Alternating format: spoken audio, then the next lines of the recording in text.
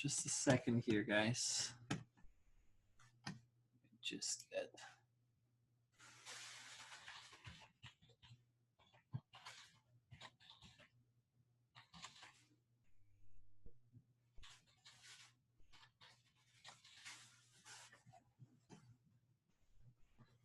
Let's see.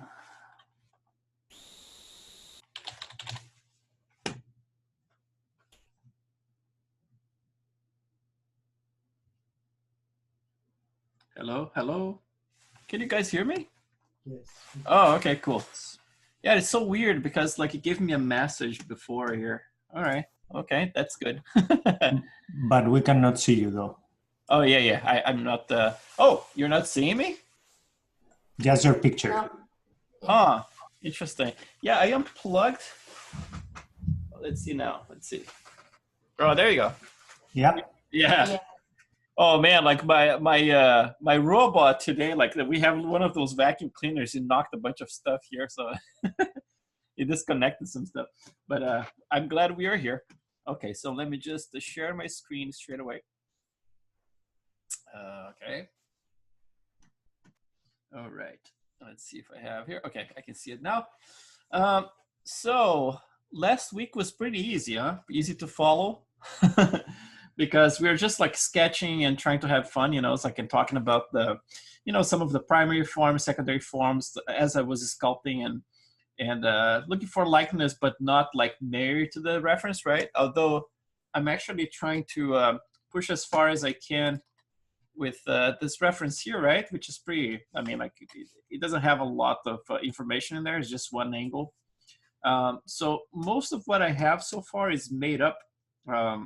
And someone asked the question before, like how you approach it is basically like either like using a mental library of stuff that you remember, you know, or looking for references that or like similar, you know, it's like types of faces, and trying to get some of those features in there. But what I can say is that most of what everything you're seeing here, other than that angle for the reference, is basically made up. I mean, I'm not looking to a lot of reference at this point. I definitely want to do this to try, you know, to get some more improvements and stuff. But I like when I'm going a certain direction, you know, it's like and it kind of like it seems like it's going the direction I would like to go. For my Native American in October, actually, I was chasing my tail for a while. If you watch the videos, I mean, like I was constantly looking for the character, you know, it's like, and this guy here seems like he has an interesting character. So like the angle here looks a little funny. He has this bulbous kind of volume for the head. That's what I could see from that angle. But I'm using 35 millimeters. I'm going to switch to 85 here so I can see a little bit more flat. So that's basically what I have so far. And although a lot of made up, I kind of like the character, so I'm probably maybe going to keep going with it, or later on just like mix some stuff from other characters, you know. But enough with the silliness. We're going to be talking about detail today. We're going to be talking about like some tertiary forms, and you're going to see like the same way that I started my primary forms and secondary forms almost at the same time. You know, it's like doing the sketch. I'm actually trying to get the feel of the major folds first, right? Like trying to get like the major stuff represented in the sketch. If I switch back to my sketch here, that's basically what I had before, right? Like before we actually transfer this to the topology. So that's basically where I had what I had before. So if you switch back and forth, lots of improvements when it comes to the primary forms, I would say. Refinements, you know, it's like you see, like I defined, for example, this little line under the nose a little bit better.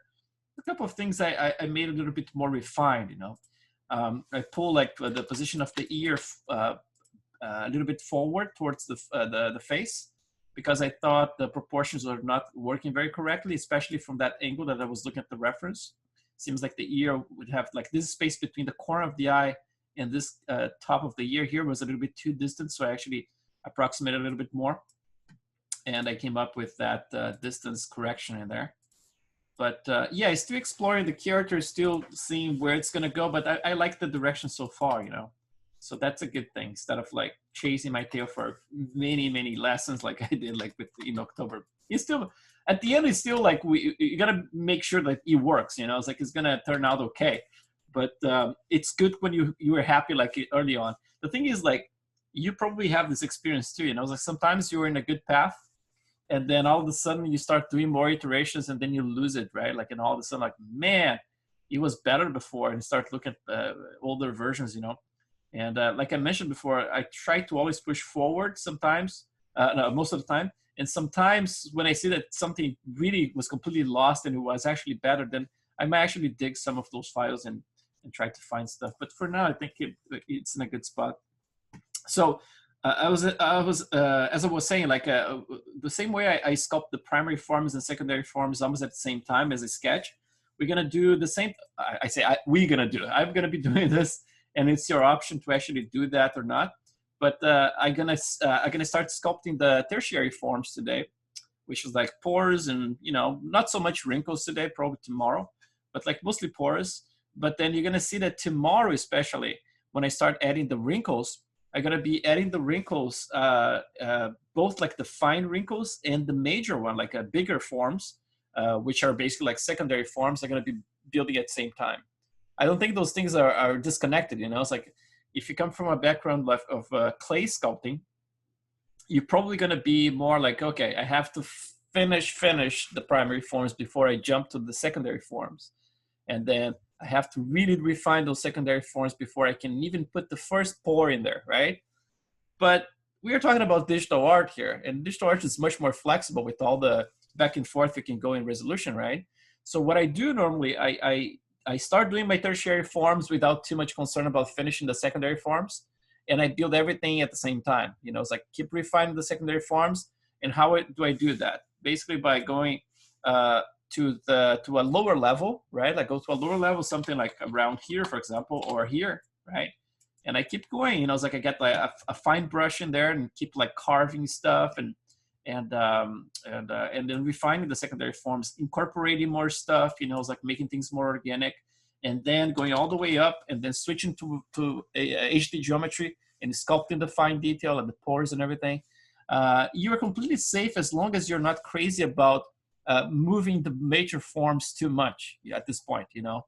So for example, if you're fairly happy with the proportions, it doesn't need to be perfect or anything. You can pull stuff around, but and if you pull stuff around, try to make that like with a bigger brush, right? Instead of like something very localized.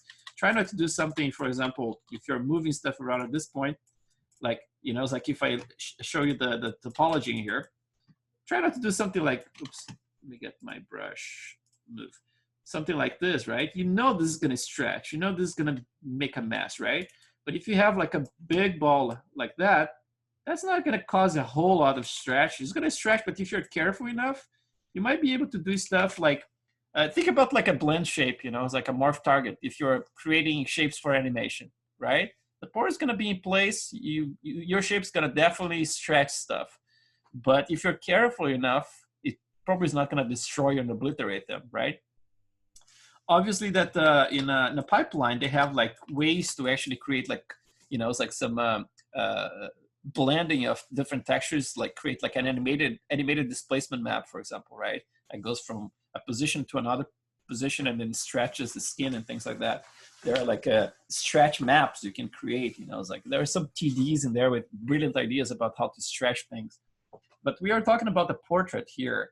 And I would say like the way I do, if I have a facial expression in this case, I sculpt the facial expression already in pose. So I go straight to the smile or whatever expression it is, I scream. Just treating as if it was like an actual sculpture, you know, it's like just go straight to that pose. And then I'm gonna sculpt my pores and everything, keeping in mind that I'm gonna have to stretch them somehow. There are a couple of brushes we can try to use to do that, but I normally carve manually the stretch, you know, the stretch impression, the impression that there is a stretch in there. Yeah, we're gonna be talking about this stuff. But today we're gonna go HD with this model. And then obviously, if you're not ready to do this, if your model is still in progress, keep working on your topology or whatever you're doing, you know, it's like to make sure that the model is ready for HD geometry. My model, I told you before, is water sealed. So all the holes are closed, right? Like inside of the mouth, inside of the eyes, because eventually I might 3D print those heads, and I want to make sure things are sealed, you know, and also to prevent any leaks with lighting and things like that. So But if you want to create like a open form, it's up to you. I like having everything closed because if I smooth something, for example, a border, if it's open, ZBrush not going to smooth that border. You might get stuck with that border though, in the position that it is, you know. And if it is like that, I can just like simply smooth in there, and then the border works fine, you know. So I rather have like some wasted polygons in there, because when I subdivide, this chunk here is going to eat a good amount of topology, right? But I'd rather have that than not have it all, you know. So let's talk about the skin. So in this case here, all the stuff you saw on my Instagram and Facebook that I posted, those screenshots like progress like that, there's a bunch of tests I did, you know. It's like I was trying to get like a fast result to evaluate the character itself, right? And in this class, that's what I try to push you guys to do constantly. As soon as you have a character, it doesn't have to have textures or anything, put it under a lighting environment, you know, something you can actually evaluate the forms and iterate on that. So I did that. And I kind of liked the forms that I had in there. And I was like, okay, it needs some iteration because, for example, between this and this, right, that's a big difference right there. So this is yesterday when I started doing this test at night. And then I looked at this one compared to my reference, and I was like, okay, I can actually bring those forms, make it a little bit more delicate. A lot of stuff like the nose, it needs to be a little bit more form, you know. And always trying to accomplish like a more naturalistic look by incorporating some of those the secondary forms, almost like if they actually they don't simply end, they have to actually blend to the next one, right? So like you see, like right here before, I had this very sharp line in here, which is cool to mark like landmarks in the face. It's always good to have like some sharp detail and stuff, but as you refine the model, it's always good to actually start adding more blend. So you see like this type of detail here. This is like kind of like a bulgy area that I had before, right? It wasn't reading the zygomatic as a plane at the top. I always like to have a little bit more of like a plane, but don't make it too literal. You know, it's like a lot of people like make like a literal plane with a very sharp line in there. Don't do that. But between this and this, can you see like the way it changed in there? So now there's a little bit more of a plane at the top. Obviously, I can actually keep sculpting to refine it even more. Also, the secondary line that has the eye bagging here, I introduced in there as well. You know, I made the eye a little bit more kind of like the upper eyelid. I brought it down a little bit, so it has a little bit more of the form. And also, I brought it out a little bit because I want to create the effect that this form here at the top and this one are almost part of the same form, but just like split by the fold itself. So I actually managed to, you know, unbury the eyelid a little bit. It was a little buried in there. So all those things, you know, it's like by looking at the reference and coming back and trying to capture as much as stuff as I can from the, let's see if I can find it here, from that very crappy picture, right? That's all I have so far. But it's not like a literal translation. I can push as far as I can to try to actually capture that character right there. Probably the chin I'm gonna have to bring back a little bit. You know, the lips, obviously the gloss in here is coming from my wife's textures. What I did here as a test, because I wanted to have something to render, I brought my wife's textures in here, her whole skin shader network, removed the displacement map, and it just color corrected everything to a darker skin, right? So I was thinking, okay, this is it works fine for a concept, right? But what if I like the tone of the skin and I want to export this tone of the skin, and now I'm using just like Maya shader nodes, you know, it's like to correct the color, and I'm stuck to Maya. What's going to happen if I want to paint stuff in ZBrush, for example, right? So I actually did something I did in the past, but it's been such a long time, I kind of forgot. But I did this. You can render in Arnold. If you have a scene like this, you can go to Arnold and you can use utilities, and you can say render selection to texture, right? So if you click this one here, it's gonna basically like bake everything into texture. So if you have like HDRI lighting, you know, it's like you know, any types of lighting in there, reflection in the skin, all this stuff is gonna bake to the texture. So as a test, I did this one here today, which is basically like a bake of the side of the face. It takes a little while to render, you know, because you have to put the number of samples and everything, and it calculates, it takes some time. But that's a baked texturing here. And as a test, I think it's great because now I know I can actually remove all the reflections. I can just use a very, very global light, or make like a self-illuminated color, you know, so I can assign to the model. And I can get like a very clean, I think, a very clean map with all the color corrections in Maya baked into it. So that way I can bring this back to ZBrush, re-import those textures in there, and then go from there. You know, it's like I think I can do something like that. You're going to be studying this like the next couple of days. It's not something for today, but I think I'm going to do that. Oh, this is from the previous class. It's just hanging there. Talking about skin now. I was looking at all those references here because my character specifically has dark skin. So I was looking like this types of skin. And I also, I was looking at the Palamita's references. I noticed that a lot of the dark skin people from tribes in Africa, they, I believe like it's a combination of having like the dark tone of the skin actually reveals the forms more. So it's very hard to hide stuff, for example, like because the spec is going to reveal a lot of the forms, which is really cool. You can see a lot of stuff. But also there's a lot of bumpiness in some of those faces, you know. It's like, I don't know if it's the diet or something, you know. It's like those African tribes, like I noticed a lot of them have like lots of little bumps in the skin like that. And I thought it was very cool detail to actually incorporate to my model, because all my models, like they don't have a lot of bumps like that. It's mostly like the pores, right? So I'm thinking about incorporating that. So that's a cool reference right there. And I love those lines, you know, it's like in the eyelids. They're so nice because of the specular. You can see them so nicely. I hope I can reproduce that effect as well. So unfortunately, like this guy here, like Daniel Boschung, does this website that has all the super high res pictures.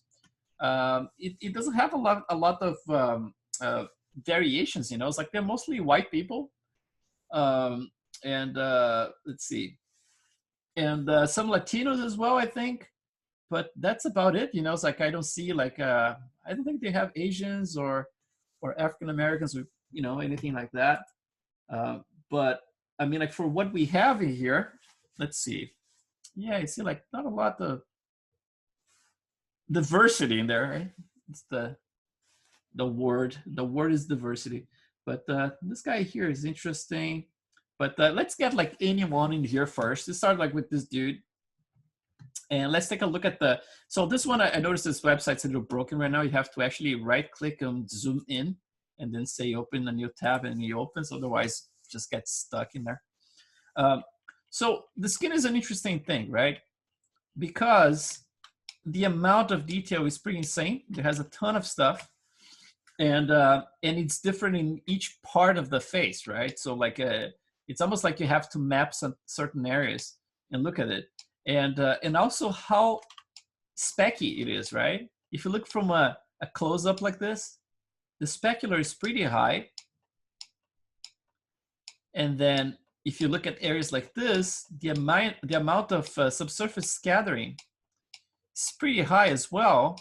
So if you go like, for example, like this close, it's almost like everything becomes like gel, right? Like it's like, look how subsurfacey this whole thing is, right? But that's because of we are looking at a very, very macro level here, right? Every time you go more and more distant like that, because that distance is so tiny right there, from a distance like that, it becomes almost like, okay, there's not a lot of subsurface scattering there, right? Now with the nose, you can actually see it, right? Like there's a lot of subsurface happening right there. It's quite deep, goes all the way there. Some micro veins and stuff. Look at how rich those pictures are in terms of like detail you can study, right? From peach fuzz, we're gonna be doing during this class as well. Those hair as well, we're gonna be doing all this stuff, you know. But it's very interesting. For example, you go from the cheeks that you have like all those pores very, very visible in here. right? Those little pillows in there. And then you keep going towards the muzzle. It's going to change. The lips have a totally different type of pattern, right? And it's going to change a lot with age as well. Those micro lines here are going to be sculpting as well around the lips. See, like they go all the way around. You're going to have those micro little lines. And then everything is a fractal, right? Like the forms, just like with the primary forms you have in the, when you're sculpting something, in the secondary and the tertiary, you can look at that like at a macro level, and you're going to have the same similar kind of hierarchy, right? You have a, if you look at this, for example, as being the creature you're sculpting, that's the primary forms is this major form right here, right? But then you look like the secondary forms would be those folds in here, those little folds. And then the tertiary stuff would be like the micro breakup in between, right? So you can see like each one of those forms is a creature in itself, right? Now, how far are we gonna push this, right? Like we're gonna be doing something that, look at the size of that thing right there. Are we gonna be doing something like this, right? Like and try to reproduce exactly what we're seeing? I would say like that's gonna drive you insane, right? I would say if you wanna do something like this, you're gonna spend like a year just like in a chunk like this to try to get something close.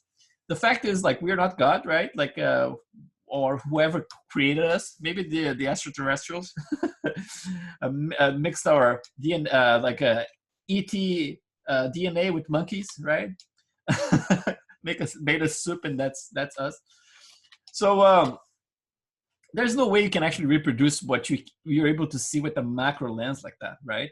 So what are we going to be doing? Just like the impressionists did with the lighting, we're not going to be painting an impression of the lighting. We're going to be painting an impression of those characters. You know, it's like we have to paint an impression of life in those characters. So if you look at something from this distance here, that's kind of like, if it works, you know, from this distance, let's say, like it's a fairly good close-up, right? That's all that matters. I mean, like, if you're gonna do it for fun to actually create some awesome renders from like close-up of the eye and stuff, I say go for it.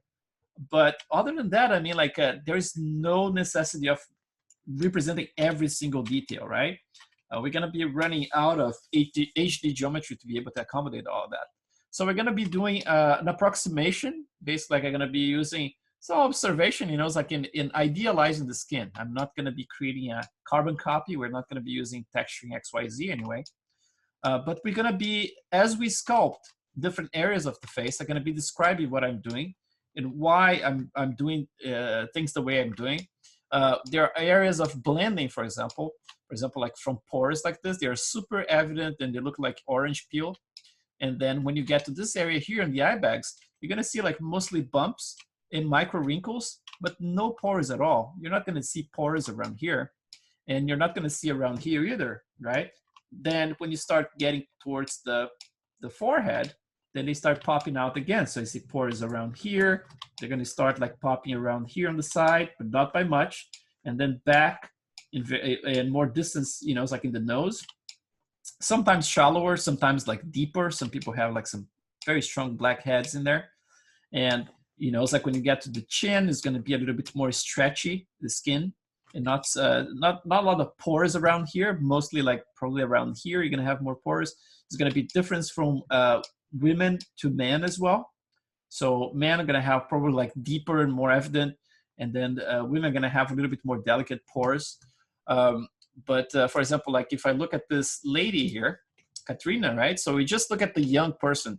Now we're gonna look at to an older person, and then you're gonna start seeing a very interesting phenomenon here, which is basically like some of the pores are kept around the muzzle normally.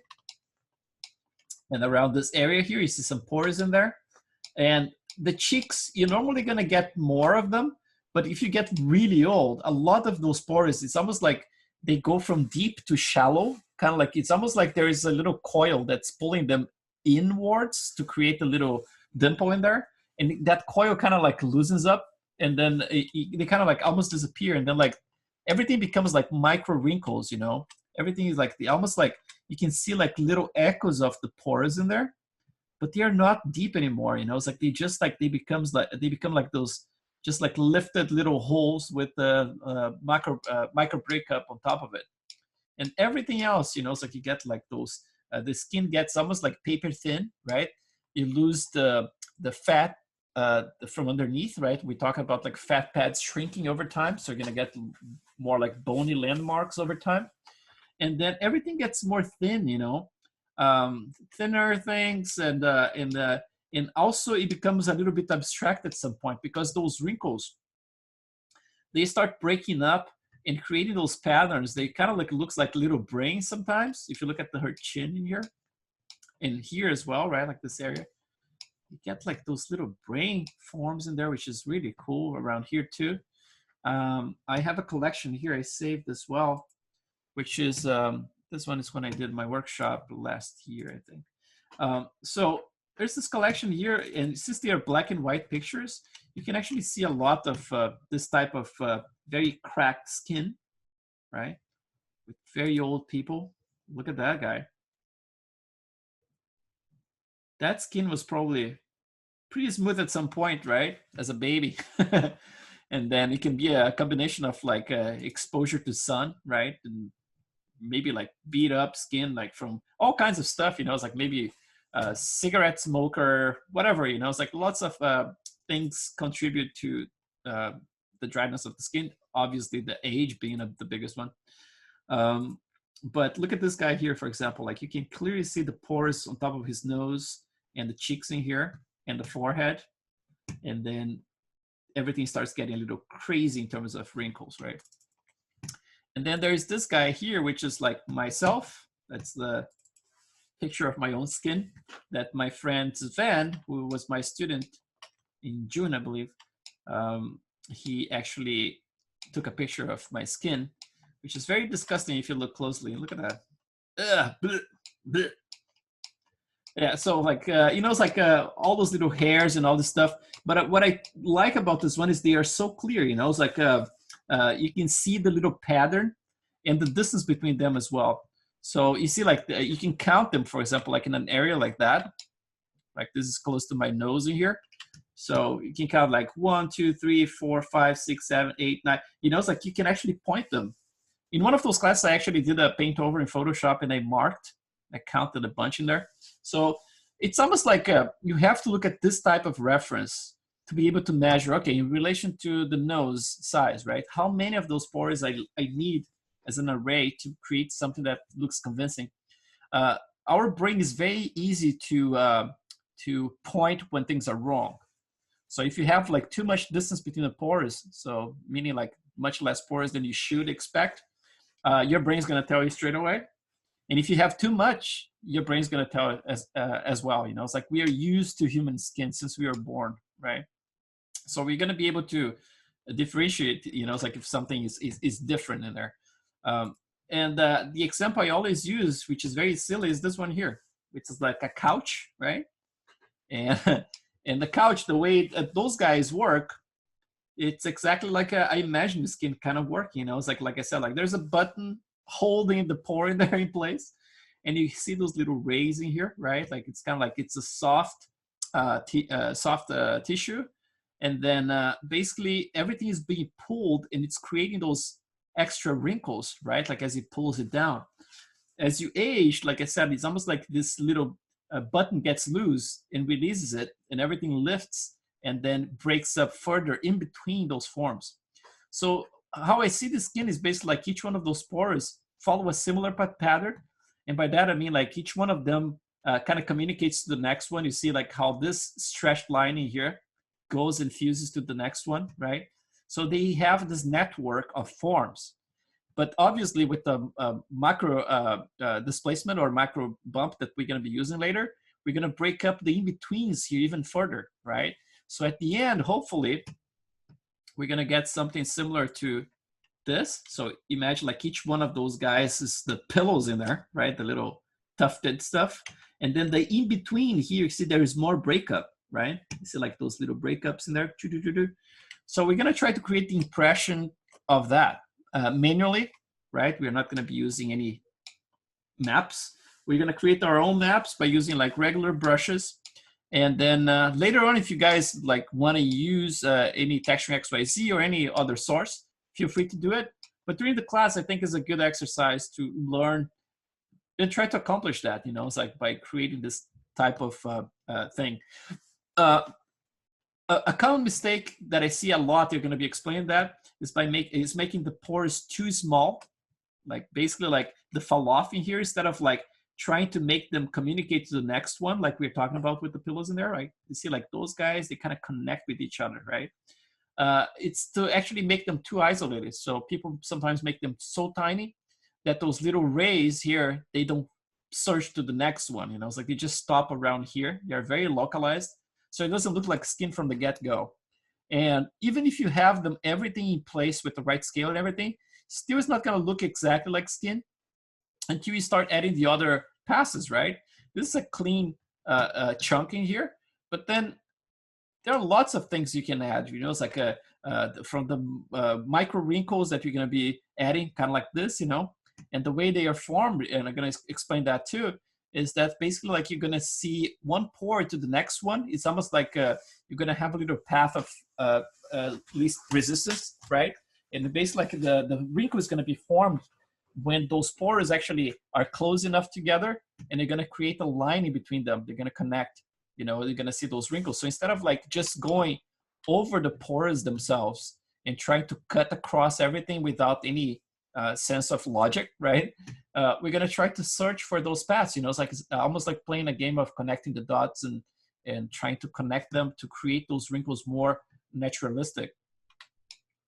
So this, what we're going to be doing today, is just like the first pass, and it's going to be just like placing the pores and all this stuff, but it's not going to look like skin without putting all the pores, micro scars, micro bumps, like all this stuff. You know, it's like skin variation.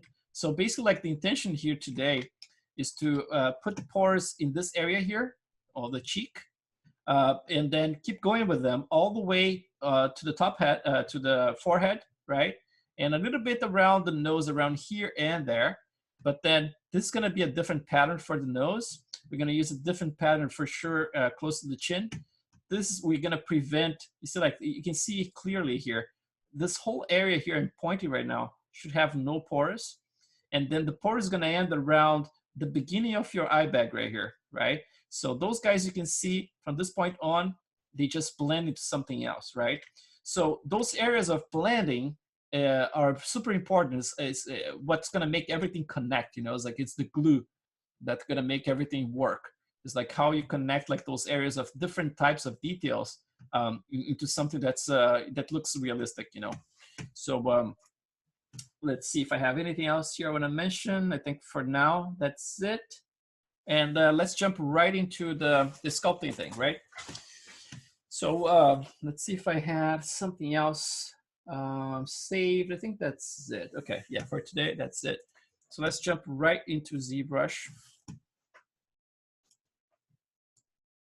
And don't worry about like the skin that I just like posted, you know, it's like my test from this weekend, because that's me doing a little research, because I never did like a dark skin like that. So I'm still, you know, it's like trying to learn a little bit with it.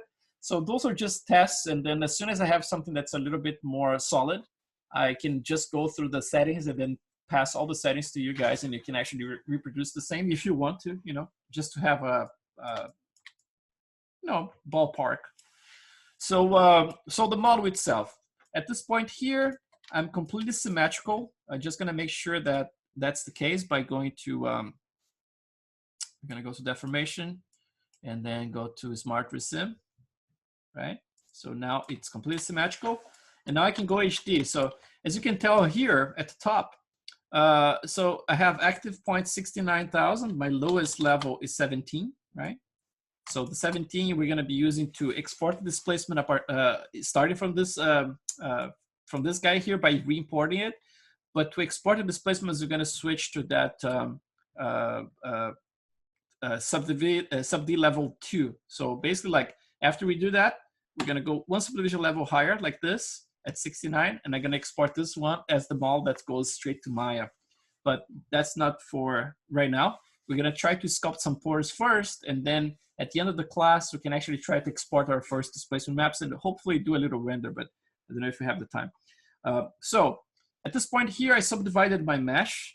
So if you have a mesh you're using, or the one you downloaded from the website should be working fine.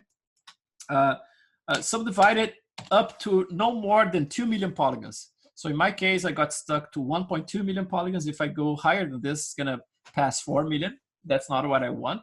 So I'm gonna stop at 1.1 million, right? So at 1.1 million, I can no longer subdivide using the regular sub D, right? So if I go to geometry, I reached like 4 subdivision levels here. I don't go higher than this. So I'm gonna start subdividing HD geometry. And I wish there was an easier way to see how many polygons you're getting, but I normally use this as a reference. So if at this point here I have 1.8 million polygons, right? I'm gonna start subdividing by using Geometry HD. And I'm just gonna click one time. Just look at this number here, 1.8 million, right? Subdivide HD, first time, boom. So I went to 5.1 million, then again, 18 million, and then again, 71,688, right? So that's my limit in here. If I subdivide once more, I'm gonna get to over what, like 280 million polygons, right? Which is too much. 280 million polygons, you can basically cover an entire body with pores if you plan it accordingly, like, you know, saving more polygons for face and hands, for example, you know, and neck. But and then saving, you know, it's like not using a lot of polygons for the rest of the body. You can actually get like a very good, nicely detailed model. But around like 70 million polygons like I have, I'm gonna get like poor detail everywhere. Probably not as great around this area here, because normally I run a little bit out of poor detail. But at the same time, because we are gonna be using how you call, like a procedural macro bump for the small breakups in the skin, that's gonna, you know, like compensate for that, and we're still gonna get plenty of detail. So even if it doesn't look perfect from the extreme close-ups, it's still gonna work. So now that I subdivided HD, you don't see anything different, right? I'm still like, you know, it's like I can go back and forth here all the way up to 1.1 million. I'm doing this by pressing D.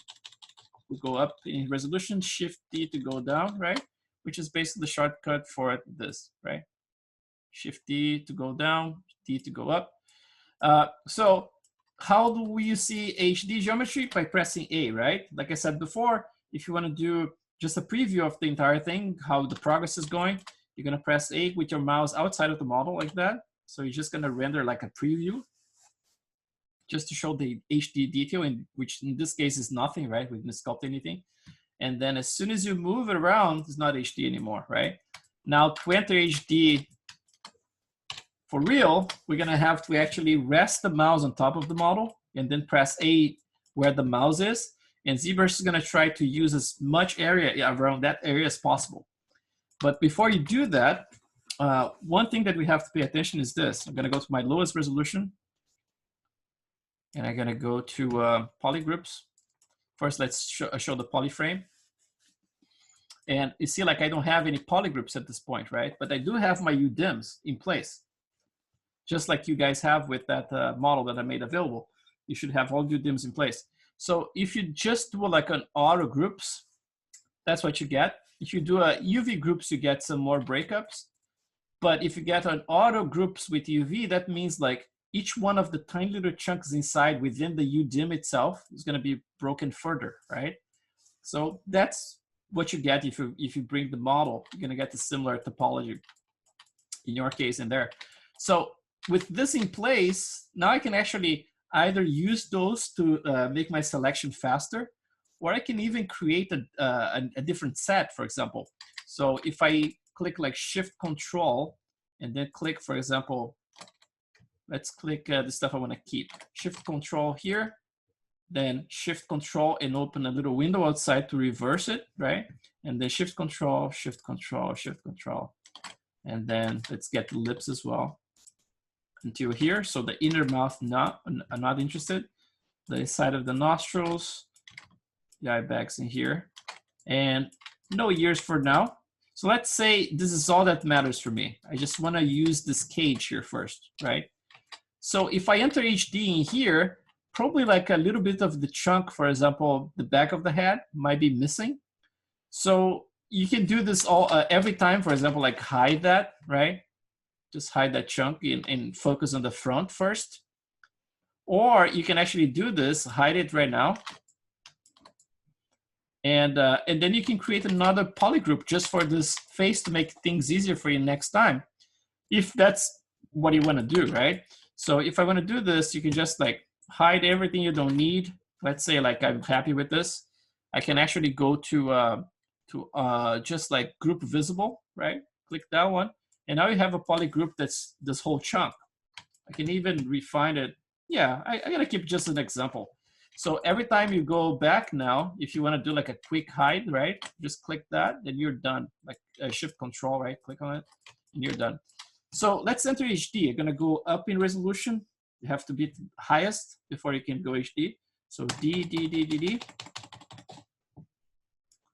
And then I'm gonna turn off my perspective. So basically at this point here, right? Turn off perspective with P.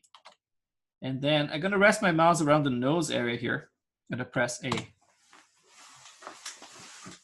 So I had like 462,000 polys, and I got a total of 29 million polygons to sculpt now, which was basically the entire area just defined. You got the entire area. So that poly group that I just created, that's basically fully in there. If you want to see just the model itself without anything else, you can always use the solo button, right? So now you see just the chunk that's subdivided in HD. If you uncheck it, then it's going to show these ugly little lines in there. So that's the non-HD stuff that's in there, and the eyes as well, right? They're there. But if you want to make sure you're sculpting just the HD stuff, you can always turn on solo. So now we have our face in there. Now I can turn on my my perspective again so I can see things better. And so let's take a look at this. Let's create a little pore here just to show you guys what I have. Actually, just open one first. So I'm gonna go click like this Polymesh. Actually, instead of Polymesh 3D, go to the plane 3D. And then you can just click make Polymesh 3D so it's sculptable, right? And I'm basically like pressing Shift Alt and clicking outside to just frame it, right? And then here, if I start spinning, it disappears, right? It goes like that. That means it's just like single face. So let's turn on double face. Go to display properties all the way down there, and then click double. So now I can see everything, right? So this model here has only 1,000 polygons, so I'm gonna subdivide. So Control D to subdivide. 1, 2, 3, 4, 5 times. So 1,000,000 polygons. Even more than that, that's still like 4 million polygons. So that's basically what I have right now. And then let's just use the pore that I have done for now, and I can show you this. So my single pore looks like this. If I just draw in there. So you see, like it's a hand sculpted thing. It's not like super detailed. It's not super sharp. I don't like having those things super sharp because they look artificial, right? And there are a couple of like breakups. I added some random lines in here just to help, like instead of like having those, it looks like little suns, right? Like just with the little rays in there. And if you do them all with the same distance, for example, you see like I added this extra one right in the middle to break up this pattern, right? It's always good to keep like the patterns in check, you know. It's like by breaking them on purpose, right? If you're doing something like manually and you realize, okay, I'm creating some kind of like there's a cadency, right? Just like putting like one and the next one, same angle in between them. Just make sure you break them up. So those guys, they look kind of the same, but this guy has a breakup in the middle. This one is larger and there's like smaller breakups in there, right? And then the depth is important too. If I turn the perspective off, that's basically like how much my fall off goes. So you see like starts all the way here. So pretty far, it starts right there. Or it starts right here and then eases in all the way and then creates this little depth in there, right? So that's like a visual reference for you guys of what I do for my own character. Doesn't mean like it's gonna work for all characters, but I mean like so far it's been working for all my characters, but It's just a matter of like how you're going to sculpt it, right? So in the past class, I sculpted another one in basically like in real time to show it, which is basically like this single port 2 in here, I believe. So it's going to be slightly different. See, it was sculpted. Oh no, actually this one I think is the same. But there's one I sculpted during the class. I believe I saved it. Maybe I didn't save. Let's see. Oh no, this one is just trashed. Yeah, but I did one I just didn't save here, but I did one I think was during either July or October. So basically the way I start those things, if I just erase here, it's just like it's a regular sculpture, you know? It's like, let's just draw one here. Oh, not this guy. Let's get this guy. And let's do as an example. So I'm gonna just do this one. I'm gonna put it on the side right here so I can have an idea about the form. And then I can just press Shift S, right, like Sam, and then it bakes in there. And then now I can undo this one and just do a brand new one.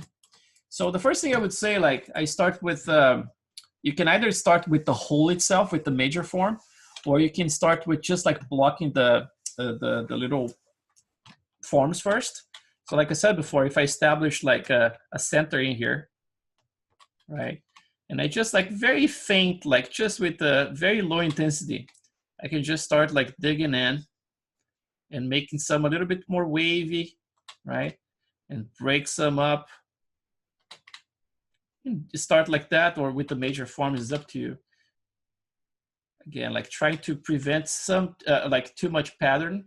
So right now I'm gonna break up by adding maybe an extra one here, right? You can start with something like this. We're gonna be breaking up more stuff later. So with the move brush, you can even use like, for example, like you can plug an alpha 39 in there if you want to. And if I move with that alpha, let's see. Oops, too big, too big. I think I'm gonna reduce the resolution a little bit because it's gonna be too slow. So the fall off in here, yeah, that's not gonna work with this brush actually. Let's just turn it off. But I can do this. It needs more fall off. So intensity, focal shift. Let's do this all the way actually. Yeah, that's better. So less intensity. So what I did here, I just cranked the focal shift all the way to 100. And then now it gets just a little point, right? So I'm gonna do this. Oh, very big. Let's see if it works. Yeah.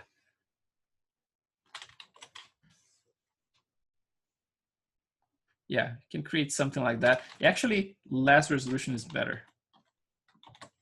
Or you can simply like just sculpt the hole in there. Is up to you too.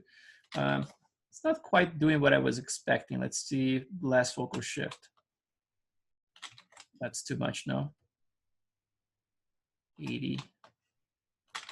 Oh, not doing exactly what I was expecting. Okay, that's better. Okay, if you start with something like this, just to get a little bit of that depth that I was talking about, then now it's gonna be a matter of like just going up in resolution, and then with the clay build up, you can actually incorporate like an alpha 35, for example, for the clay build up, and keep the intensity very low. And then you can actually start like building those little pillows in here.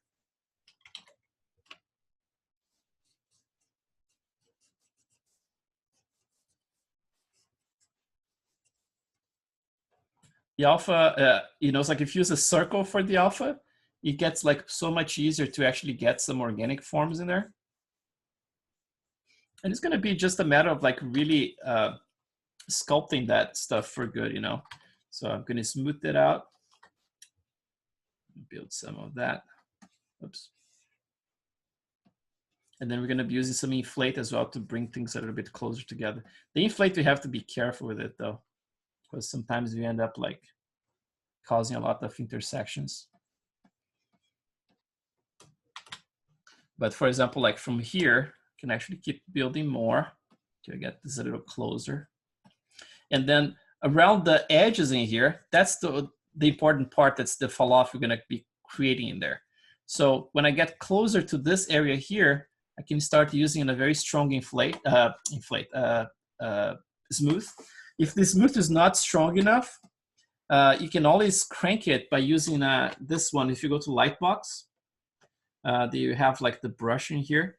There is a smooth, and then there's a smooth. Where is it? Smooth stronger. This guy here. This one is really good because it really gets rid of everything. It's super strong. So just to make sure that this area around it is going to be very, very, very, very smooth and fade with the rest, you know. So now, and as you can tell, this is why some of my classes I was calling this the butthole brush, right? Because you can tell it looks a little bit like a butthole. Not that I look at buttholes, it's just like I heard about it. And so I'm gonna keep like defining those forms a little bit more. Around here, you can actually start like breaking them up, like I said, like create some patterns to help like break. You can break further. And oh, the smooth now is super strong. So let's get this. Let's see how. Okay, that's better. And then basically, like yeah. So we're gonna be digging. You can start with a very kind of like soft touch, and then when you get towards the center here, get a little bit stronger. And then with the inflate, we can actually help to close that a little bit. So let's get to inflate brush. Inflate right here. Inflate or the pinch, right? But we inflate here, let's see. Just close that a little. And with the move, we can actually get this stuff a little closer together. Move it 50%. I'm just gonna bring this little tip here down. Oops, now I have like that crazy focal shift. So let's bring it back to normal, bring it down, and I can actually go here from the profile and tweak it, rotate, bring it closer again.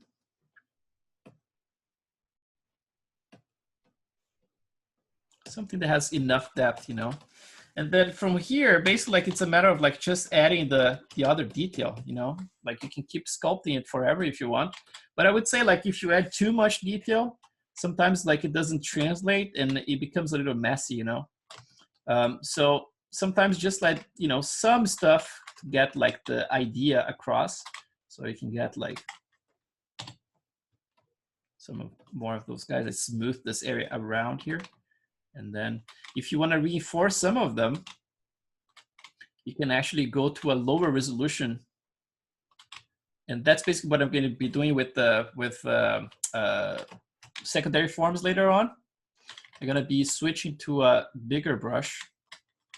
For example, like lower resolution and bigger brush like that, and smaller intensity, like a 5 or so, 5 or 6. And then just like dig in those areas pretty good like that to really define those areas. I use this all the time, by the way, like, you know, it's like later on, even if after I have all my secondary stuff, my tertiary stuff, I just go back and use like a large brush with low intensity like that, just to help like to create like this more organic stuff, you know. So at the end, we're gonna end up like with something with you know, more detail slightly with some of that stuff. And that's gonna be a matter of like how much you're gonna push it, right? So let's say you created your pour, your first pour in there. And again, like what I can do here is to actually go back to that guy. Let's do another make polymesh 3D here. And then let's just do it again, like with my brush itself. And I'm gonna leave it in here just for a little bit. Let me just subdivide this. So we can actually use as a visual reference if you want to, just if it's easier for you, too much. But I mean, like the pour is cool because it's you creating your own, right? Like, so that's basically the way it looks like from the top. without perspective. And then from the side looks like this. It's kind of like the, you know, if I flip upside down, it looks like a little mountain, right? So it has a very, very long fall off like that. It doesn't simply, you know, comes to a point, right? It has a lot of stuff, like it slowly goes in, right? So that's the visual reference for you guys. But then this is the part we just sculpted, which is a very like simple version, right? Like it doesn't have all the detail unless you spend a little bit more time. So let's say you did this and now you're happy with the butthole brush. Let's see, more resolution, okay. So 66, let's see. 263, okay, about 1 million polygons. So let's say you guys finish it and you are all happy with it, right? So you're gonna turn off your perspective. There are a couple of ways to do, obviously, right? Like you can simply say, you can maximize in here, go all the way to, you know, it's like make it big in your screen. And you can do like an alpha and say like a grab dock, right? If it's a grab dock, you should, like this, right? Just create an alpha in there. But then what happens as well, let me just switch back to my alpha original here. Is that the one I used? Yeah, I think so. Oops. No, I don't think it is. Oh, maybe it is. So let's say this one, you want to capture it. You can do that by doing what I said, like grab document. Or there's another one here. The grab doc sometimes, it only captures like this area here, but everything is going to be blank, right? But I like actually cropping this straight away here. It doesn't matter. It doesn't mean like you cannot export this alpha and go to Photoshop and crop it. But I like to do the crop in here. So what I normally do, I use like a very old school brush that's in here. That's this grab, what's that? MRGBZ grabber. So this guy here. So if you click on it, it's going to switch to 2D mode, right? So you're going to click switch. And then the only thing here is that you're going to try to imagine the center of this. Probably like this is not the center, right? It's kind of offset. So if I imagine around here, I click and I drag by pressing shift. So I'm going to click, drag. I'm going to press shift to create a square. So it's not very in the center. I'm going to try it from here now, another one like that. So if I do this, now I can capture, let's pretend is in the center, right? Now you see like it's already cropped for me. So I can actually save this alpha here and use it from now on, right?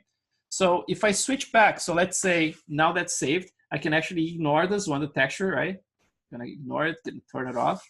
And now if I switch back to my, let's say like a Polymesh 3D, like a sphere, this one was testing before.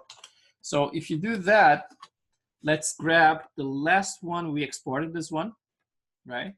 And then now we're gonna just like draw it. And you see like when you first draw it, you're gonna create this inflation around it, right? Like it's gonna look very weird. It's not gonna be flush with the surface, right? You're gonna create this bulge around. So the first thing you're gonna do, you can bring like the focal shift all the way down. So it's going to create just a square like that, right? So it's kind of a perfect offset to the surface. So a couple of things here. The first one, like, is the intensity, right? You can go higher maybe to reproduce like that pore to look a little bit deeper than it was before. But you still have the problem with this offset in here, right? It's completely off the surface right now because I turned off the focal shift. So if I go back here, you're going to see a huge bulge, right? That's for baboons. You can build baboons like that. And so if you go to your alpha, you're going to see there is this line here that says mid value, right? So if I crank this mid value here, let's say over 80, probably over 85 actually, and I draw it again, you see that the step becomes much smaller, right? So I'm going to keep doing that. Let me just dock this so it's easier for us. And I'm going to keep doing it. So let's say like over, let's see, 94. Let's say 94. It's a tiny little step. And let's try 96, which is normally what works for me, but I'm not sure. So this one still has it, and it's still positive. It's going up. Let's see at 98. Oh, it's still. Oh, it's going to be the first time I'm going to have to go all the way 100. Yeah, at 100, you see like it's going down now, right? Like the step is negative. So probably 99 would be the value here. Chris, Yeah. if you press surface there, doesn't that automatically? I tried before, man. It's like it didn't quite do it. So we can try it here. So if I press surface, it goes to 93, you see? Oh, I see. Sorry Yeah, about that. yeah, no problem. It tries, you know, it's like it tries its best, but it never does like a perfect job. So at the round, I normally do like, you know, it's like I keep trying. So this one here gave me like a tiny little bit of that line outside, right? So that tiny little bit of the line, it's not a big deal as long as you can add a little bit of radial fade. So we can actually do this. Check this out. So let's just bring this one here back to this. So if I do a radial fade, you can just add like a little bit of it, maybe like 0. Let's say like 0.03. So if you do that, now it's completely gone, right? Now we just have the pore in there embedded, and that's about it. So obviously not the best pore. The other one I did before was better, right? Like this one, like the fall off is not great. It's a little bit squarish in there. I would have to make a little bit more of a, you know, it's like probably like those lines in here, fade them around here a little bit more, right? But the principle is that, you know, it's like that you're going to be creating the pore, like again, like use the visual reference I posted to you guys. And then we're going to go to, let's switch back to the one that works for me. Oh, now I already destroyed it. Good. So let's switch back to where I had it before. Which one is that? I think it's one of those guys. No, that's the depth grab. I forgot to actually do as a copy. That's normally what I do. Let's switch back to one of those here. Let's get this one here. I think it works the same. So let's do that. I normally, when I'm building a new brush, I just go to brush and clone, and then I start doing the modifications, but I didn't do this time. So, but this one is kind of like a copy. So, so now about placement, right? So this brush here, you see like it's not the same depth, right? It's a little bit shallower than the other one. You're gonna play with it around here. In my case, if I sculpt like with 50 or up, it's gonna look a little too deep for my taste. So you can play with the depth after you have that set, right? Like you already play with the mid value. In this case here, the 95 is the one working for this brush specifically, right? And for the intensity, I think I'm using like 42 in general for my pores, but it's gonna be dependent on how you sculpt it, you know? So a common mistake that I noticed, like most of the students do this one,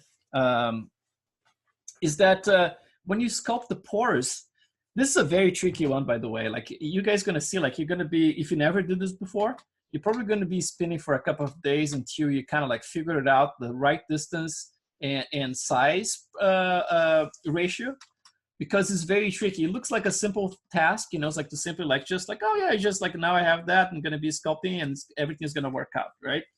But the thing is, like, if you sculpt them too distant and too small, which is the biggest mistake, the most common one, people, for example, like sculpt like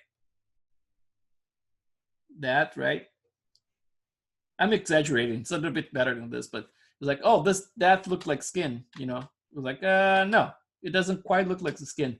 There is no network created in there, you know? It's like there's no connection between those guys. There is no in-between forms being created, right? So it's gonna be always a combination of, first, before you do anything, find a reference, something like, you know, like this, or from the internet, like a macro photography of like a face, whatever, or that website I just pointed you guys to. And before you even start sculpting anything, just look at these things, you know, and look at them for a while. Maybe like bring Photoshop, get an area, like, you know, measure the size of the nose, and then count how many of those guys are per square inch or whatever square centimeter, you know. So I'm gonna keep this guy here on the side just so I have a little bit of a reference right there. And then what I'm gonna do is like this. Let me just zoom in here so I can actually have a better idea. What I'm gonna do is basically like try to use a larger brush like that, right? And then instead of like starting the next one all the way there, it's almost like I measure, imagine like if I put one right where this line here is in here, it's gonna be too much overlap, right? It's gonna be too close. So try to add like, maybe like 1 and then 1.5 instead of like 2, because 2 might be a little bit distant still, right? Or not. I mean, like it might be between like 1.5 or 2. So if I do 1.5 around here, now I can actually spin around, right? When I'm using the drag rectangle in here, and I can create like a perfect line to connecting both, or something that's a little bit more random like that, right? You can choose. The next one, this triangle here is going to indicate it. So the next one is going to be around there, right? But at the same time, try to avoid like perfect triangles as well. For example, if I keep them constantly the same distance, right? Like I'm gonna do one here, another one there, another one here, right? They are kind of like the same distance, and it's gonna end up like looking artificial at the end. So from time to time, you try to get one a little bit more, you know, it's like closer to the other ones, a little bit more distant, slightly smaller, but not by much, slightly bigger, but not by much, right? And try to create a little bit of variation. And every time you draw them, you can get used to it.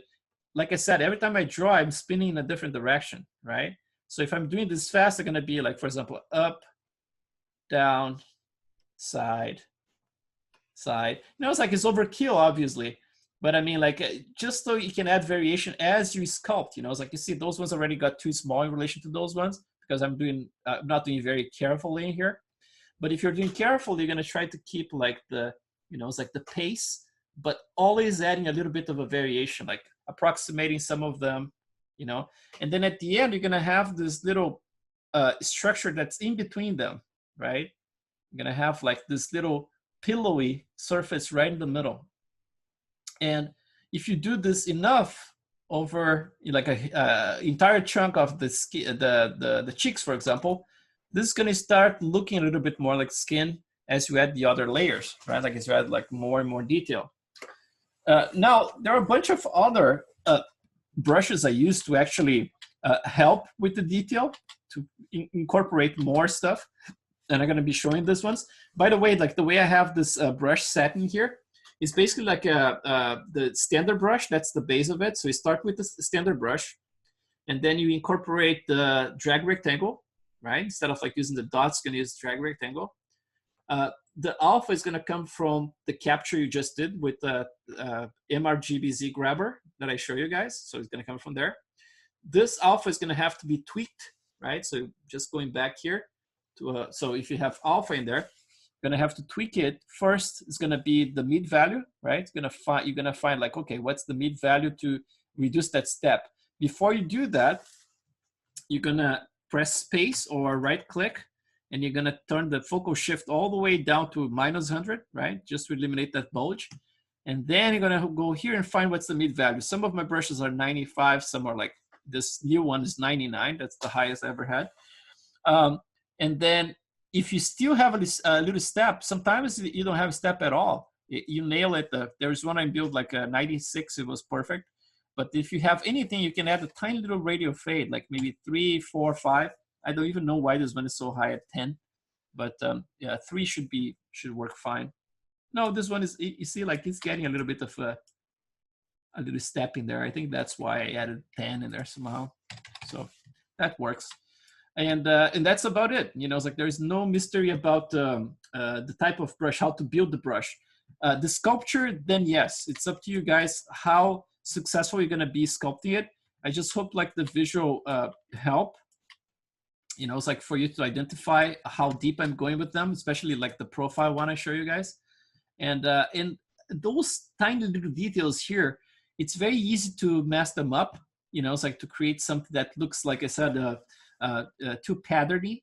So make sure you break them up enough, and make sure you add those extra lines, but not a lot of them, just a little extra lines crossing in different directions, just to help with the in-betweens, right? And very importantly, remember what I said, don't make them too tiny like that and too localized, right? Like that. Make sure they are big enough to communicate and talk to each other, like almost like reaching to the next one. It's kind of like a network, right? Like they have to be big enough to actually talk to the next one. And then how are you gonna solve the in-between stuff, like to create that micro breakup that we have? you can do using Maya, like the macro bump that we're gonna use, the procedural. But there is a brush that I use here. I actually showed this at the summit, ZBrush Summit, from 2018, I believe, which is like this. Let's see, skin porous. Is that the one? No. Let's see. I think it's skin random. I never find anything here. So let's see, skin porous, stretch. Skin bump, blah, blah, blah. Man, I have to organize this in a, oh, here, skin wrinkle. No, that's not it. Random, skin random. Okay, so this guy here. So the way to build this this brush is based like standard brush again. By the way, like there are a couple of brushes you can use in replacement. Instead of like using the standard brush, sometimes I use the elastic brush. I'm gonna be showing you guys what's the difference between the two, because the elastic is non-destructive. And the standard actually destroys if you do multiple passes on top of the same spot every time. It ends up like erasing the detail, right?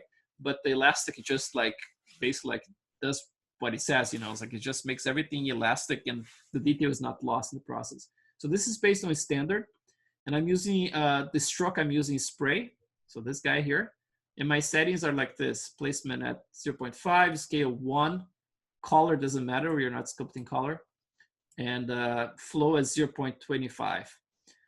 So the alpha is the one that comes with ZBrush. It's this alpha 58 in there, right? It comes already with ZBrush. And then the way I use it, I'm using a Z sub in here by default, right? Because I want to carve it. I want to make it positive. So if you just draw it using a line, for example, like if you just go in a line like this, oops, let me make smaller. It's directional, right? I use this one to add directionality to the pores a lot. But if you're doing that, I would try to use, for example, like kind of crisscrossing it slightly. So for example, you would do like in one direction like that and slightly diagonal with it. And then go again the same. Kind of like you can create some interesting patterns with that. So that's basically like using a direction, right? You just go towards the direction like that. Now, the way that works very nicely for very organic forms is using circular motions, right? So what we're gonna do here, let's see if my flow is too much, but if I do, yeah, the flow is a little high. So just gonna go to spray and reduce the flow here to, we can do like very low. Yeah, and then it's actually, you can control better. I'm using like 0.05 here, basically for the flow. And then if you do like in circles now, try not to, you know, overlap too much. Like just go like, try to go in circles like this. You can, in the video, you can see my hand, the way I'm doing this stuff. Just go back here. Just like circles like that, but without going back to the same spot too much. You're just going to the next one, right? You can create this very organic little pattern like that, which can really help to break up the stuff like in between the pores, right? So if I use that technique right here in between, just with this less intensity, probably like maybe 8, something like that, and a little smaller as well. Let's see how that plays out. So if I do this, I can create a very organic kind of feel to it. I can make like, for example, if I want to, make a little bigger than this and a little sharper as well. We can always play with the sharpness of it, right? Like you can go to contrast in here, make it a little sharper. So like crank the contrast slightly. And also the blur here, you can go negative if you want, right? Let's see, 0.1. And now it's a little sharper. So I can go, for example, like less intensity and bigger to create like broad breakups. And then I can go like higher intensity and smaller to create like smaller breakups in between. So I would say like, don't go too crazy with it. I would go like to the point that it actually breaks up enough, but without going too crazy with the amount of detail. Otherwise, when the specular hits it, it's not gonna read like a nice breakup, you know, it's gonna get way too busy. But this is a cool trick, you know, and obviously the micro bump is gonna help with this a lot as well, right? But this is cool. Sometimes I use this in the model itself and rely on it as long as I have enough resolution, right? So I can actually do this type of detail. And then other things to help with the skin. let's explore a few other brushes in here. So, for example, for the nose, let's jump right into the model itself. So let's stock this guy here and jump back to the model. I'll try to do some sculpting. I'm gonna be sculpting here. You guys, you have questions about it so far?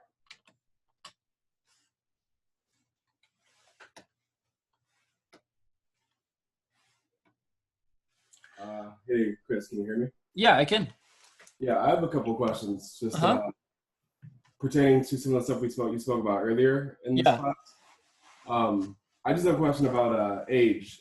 When it comes to sculpting, like for example, you sculpted your wife. Yeah. And she's very young. She has very, very soft skin, and there's not a lot of detail that comes from age and, muscles falling and your skin kind of pulling down from gravity.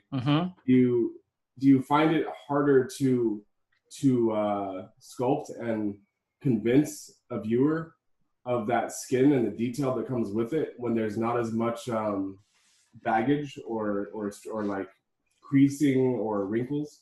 Yeah, it's every time you have cleaner forms, right? Like it's very hard to hide any imperfections.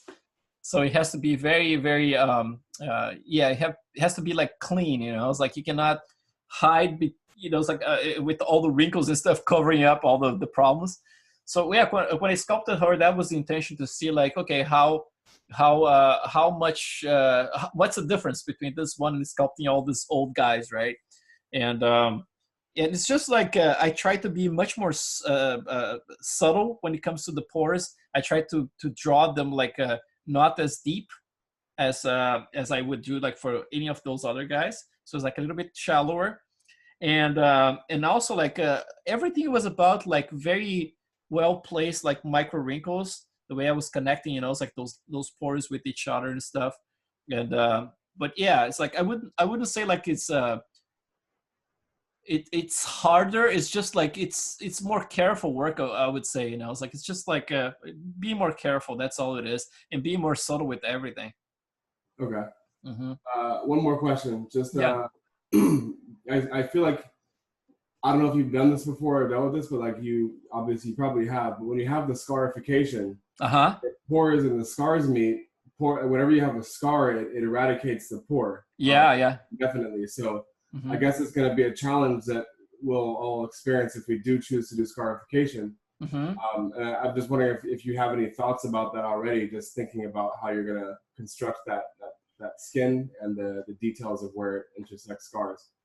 Yeah, I mean, like, I'm gonna have to take a look at scars a little bit more carefully. I did scars like for monsters and stuff. Like when I did like Pacific Rim, I sculpted some scars for the Otashik when it gets like sliced in the belly and stuff, and some other stuff like some big scars for Warcraft too. But it's like something more realistic, known creature. I didn't look at a lot of stuff like, but I'm guessing the way I would approach it is if I don't have the scars just yet defined where I'm gonna put them, I would just like go on with my regular pores, put everything in place, and then later on I can just like just like smooth out that area and use some clay build-up to just build this scarification and stuff. But at this point, I mean, like I'm more worried about like keeping the symmetry, so I can actually sculpt all the pores and get this area done. Yeah. Cool. So one thing I forgot to tell you guys, when I was doing like the pores in here, right, those guys, one thing that I created, which is something that I try to avoid. I think like the first two classes I avoid doing it. I try to do everything by hand, but then at some point I was like, I need to speed things up, right? So what I did, I sculpted just like I did with this sphere here, right? I created something like this on a plane. And then I captured that plane the same way I did with the MRGBZ grabber to generate another alpha. And I created this guy here, which is this multi-porous here.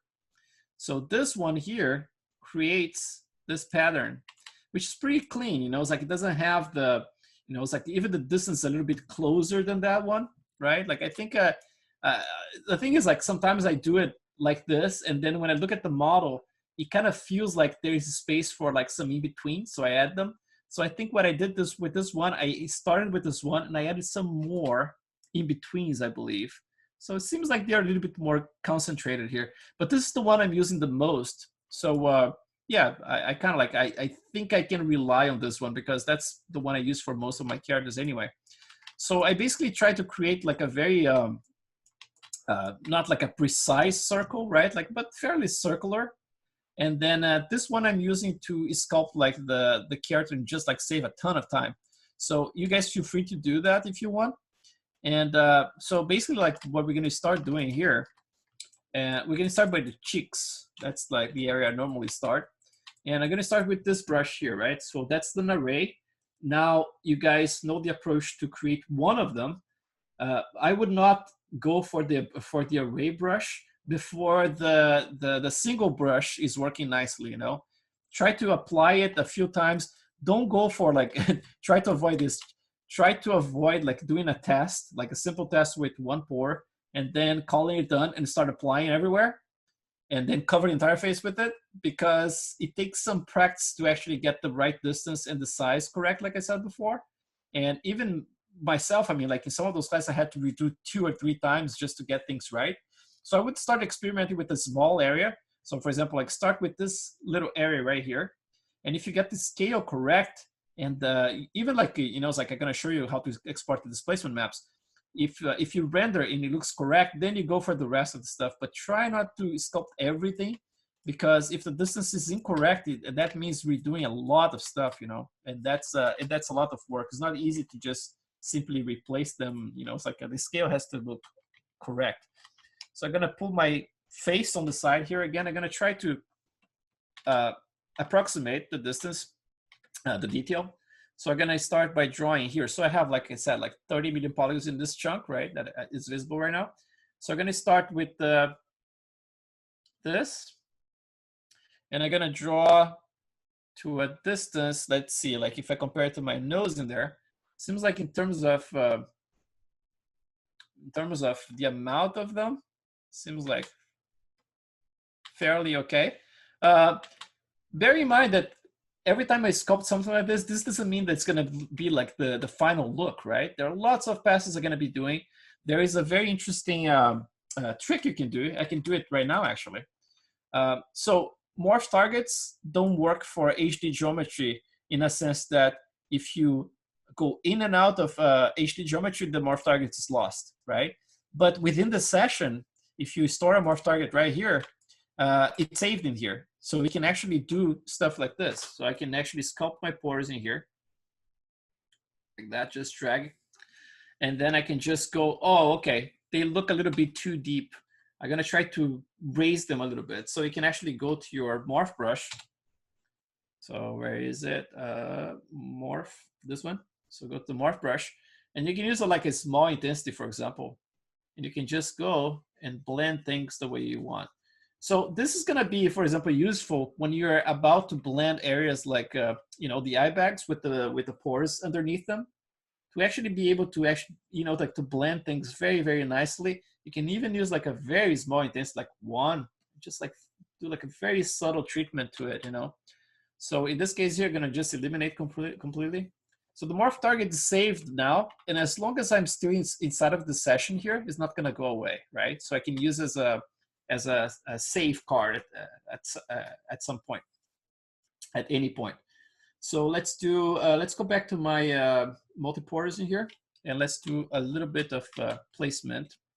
And I'm gonna show you a little trick for the scale. So I'm gonna try to rotate. Bear in mind that if you do something from here, right? When you turn around, oh, this one actually is better than I thought, but you see there's stretch happening there, right? So make sure that you're sculpting within the normals. So if it's a tricky area like that, I would try to maybe like approach from here. Yeah, still got a little stretch in here. I can actually erase that one and just like start, you know, it's like, yeah, there are always ways like you actually erase, just like smooth things out and then start again. But let's try from a broader area like that first. So let's see if I get the distance kind of correct. I would say like maybe a little bit bigger, something like that. So that's the first one, right? So to go to the second one, what I do, it's a little trick, is just like this. So I make I zoom out, right, until my brush is slightly the same size of that area.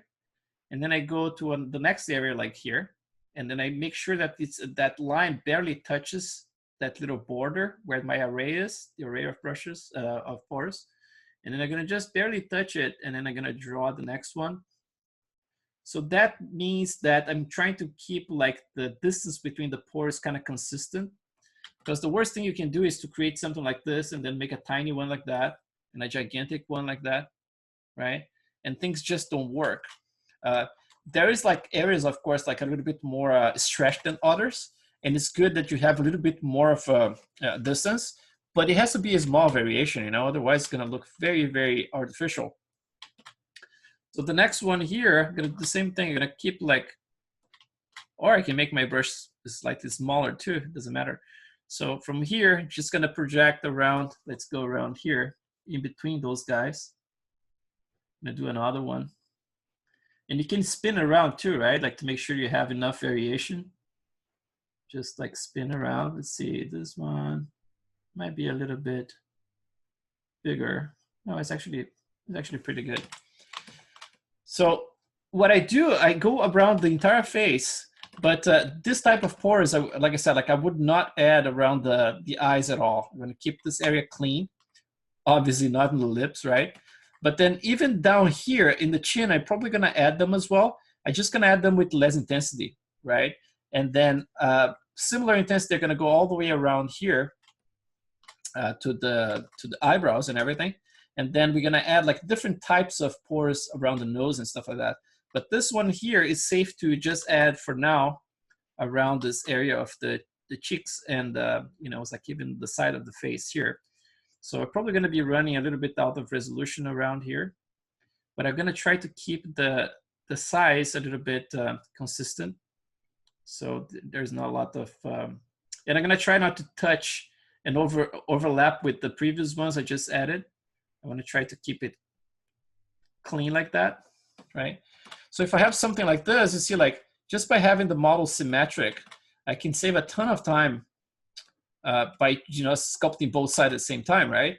Like I mentioned before, if it's very hard for you guys to nail the likeness without breaking the symmetry, you can always break the symmetry, save, export the lowest resolution level to as an OBJ and save as a backup, right? And then have one that's symmetrical just for the sculpting part. And at any time, if you want to switch to the asymmetrical one, just click on it and then import the other mesh on top of that. And you can keep, you know, it's like just like doing the likeness pass. But for the purpose of the sculpting itself, trust me, this is going to save you a ton of time, especially like if you want to try to do pore by pore, like I did in the first class, was pore by pore, which was brutal. This one goes faster because it's just like using arrays, right?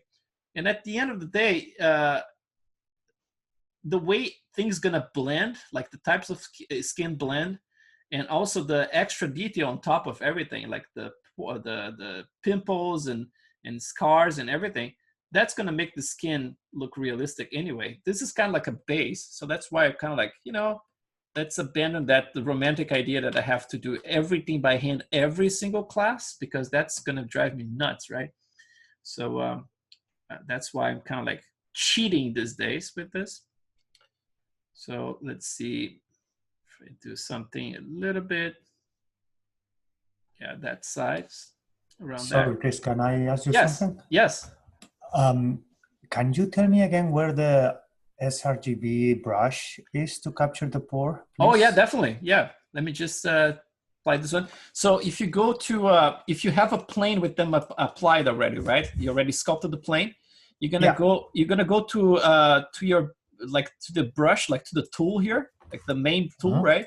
You're gonna click on it, and then there's the second part, actually third tab right here, which says 2.5D brushes, and it's gonna be where is it? This one. AMR GBC grabber. Okay. Yeah, it has a little kind of like a sphere with some stripes in it, and yeah, a bunch of different. Yeah, I see. Yeah. And then you have to switch, right? Yeah, yeah. When you click on it, it's gonna ask you like, you want to switch to 2.5D, and you say like, yeah, and it's just for that session. You know, it's like just make sure you have it like perspective off, and it's actually facing you, so you can see it from the top, and then it should work just fine. Just remember, like you're gonna have to. There's no way for you to center it, so you kind of have to eyeball the center of the pore itself, and then click and drag, and then as soon as you start dragging, you just press shift to actually lock into a square, and then you should be able to capture it. Awesome. Thank you. It worked perfectly. No problem. And then, is that other brush that is beside the clone one is the new feature on 20 ZBrush? Besides the clone one, you mean? You know, right beside the one you choose right now, the one that you show me, there is one called clone brush. Clone brush. Yeah, oh yeah, man. Yeah, I never used that one. That's a great point, because that one actually can help with this process a lot, I believe. Yeah, because I saw that on a video, right? So yeah, maybe... I was watching the video and I forgot about it completely. Seems like you can actually capture like from uneven surfaces, right? Like from, for example, like you know, it's like a curved surface like that. You can still capture this as a brush, so that's pretty cool. Thank you, man. Yeah, thank you. And then yes. How do you judge if your pore is too big or too small once you have sculpted in the face? You mean like too big or too small? You mean like the relationship between them, or how deep? Yeah, like the first array that you have sculpted. Oh, actually what I was doing, like when I sculpted the first one, I was looking at the picture of my face, and then I was trying to, yeah, I like I said, like there was one point that I actually did the paint over. I brought that into Photoshop, and I was counting, you know, so I can put little dots, like green dots on top of it. I think if you watch like maybe the June class, you can see that. Okay. Yeah, and then basically like counting them, you know, it's like how many of those I need for that area. But I'm gonna tell you, like it's a ballpark, you know. It's like if you get close enough to that amount, it works just fine. But if it's like too distant, doesn't work. It falls apart. If it's too close together, it falls apart too. It's very finicky, you know. It's like that's why I say like don't cover too much area right now. Just do like small areas, so it can actually. You can post at the forum, at the Facebook group. I can help to, you know, it's like to find out like if it looks correct or not. But I'm pretty sure the other people are going to be able to do that too and judge, you know, and help. So yeah, before you guys go too crazy, because it can really like mean like a lot of redo if you get it wrong, you know. Yeah, and I have one last question. Yeah, sure. Do you work on the pores even if the likeness is not there yet? Yes, definitely. Oh, okay. Yeah, I want to make sure that I'm covering the skin, right? And then the likeness is something I keep working. But like I mentioned before, like I'm gonna be very careful about how I move bigger forms, right? Like so, if the likeness is close enough to what I want, then it's probably not going to be a problem. But if it's very different, for example, if I build this nose very small and turns out it's a bigger nose, then some of the stuff definitely going to stretch, you know. But if you're careful about moving stuff with a bigger brush, there's no problem, as long as you're careful with it. Thank you, Chris. Yeah, no problem. So now what happens with all those in-betweens here, right? Have all this stuff in there. So that's when I'm going to get like my single brush, my single pore, or Singapore, like people would say. And then I think the only thing I have to do here is just like check if the depth of it's close to the depth of this other guys here. Otherwise, it's going to be hard, you know. So let's see from here. So let's try. This part is already stretching a little bit, so I can actually do some sculpting just to fix it. So let's see, like at that intensity at 42, actually, it looks pretty good. So I'm gonna just like, right where I have those gaps, for example, right here, let's start closing it up. And I'm gonna do that kind of fast, but trying to keep like a consistency in terms of distance, right? So, and adding a little bit of some variation, like I said. So if some are too close, I'm gonna make some of them a little bit more distant, but always trying to keep that conversation with the neighbor pores in there. So I'm gonna do that. And again, like this is always a first pass, and then with bumps and bruises and the other passes on top, that should actually, you know, work much better when you look from a distance. So let's do, maybe I got a little closer in there. Let's get, it's a matter of like, I'm a little bit rusty right now, but once you get the rhythm of, it's like the overall distance between them, then you can do this stuff like fairly fast. I would say like sculpting pore by pore, like I did in the past, that would take me about eight hours to cover the entire face. So that was a lot of work. But with this technique here, I mean, like it can take like probably like half of that or even less than that if I do it. But it's kind of the thing, it's like you have to exercise a little bit. And like I said, I was not doing this since October, so it's a little bit rusty. But overall, that's how I normally approach this. It's like so I can actually cover those areas. And if I feel like the pore needs to be a little bit deeper or larger, right? So I'm gonna have to adjust it. But overall, it's just like trying to fill those gaps in a way that looks slightly convincing. And then deal with the other passes later to help to blend everything together, especially micro wrinkles, like they're so important to actually connect those dots, especially like when you get to areas like that, around those folds and major wrinkles. So you're just gonna get some tiny ones and then some larger ones around here as well.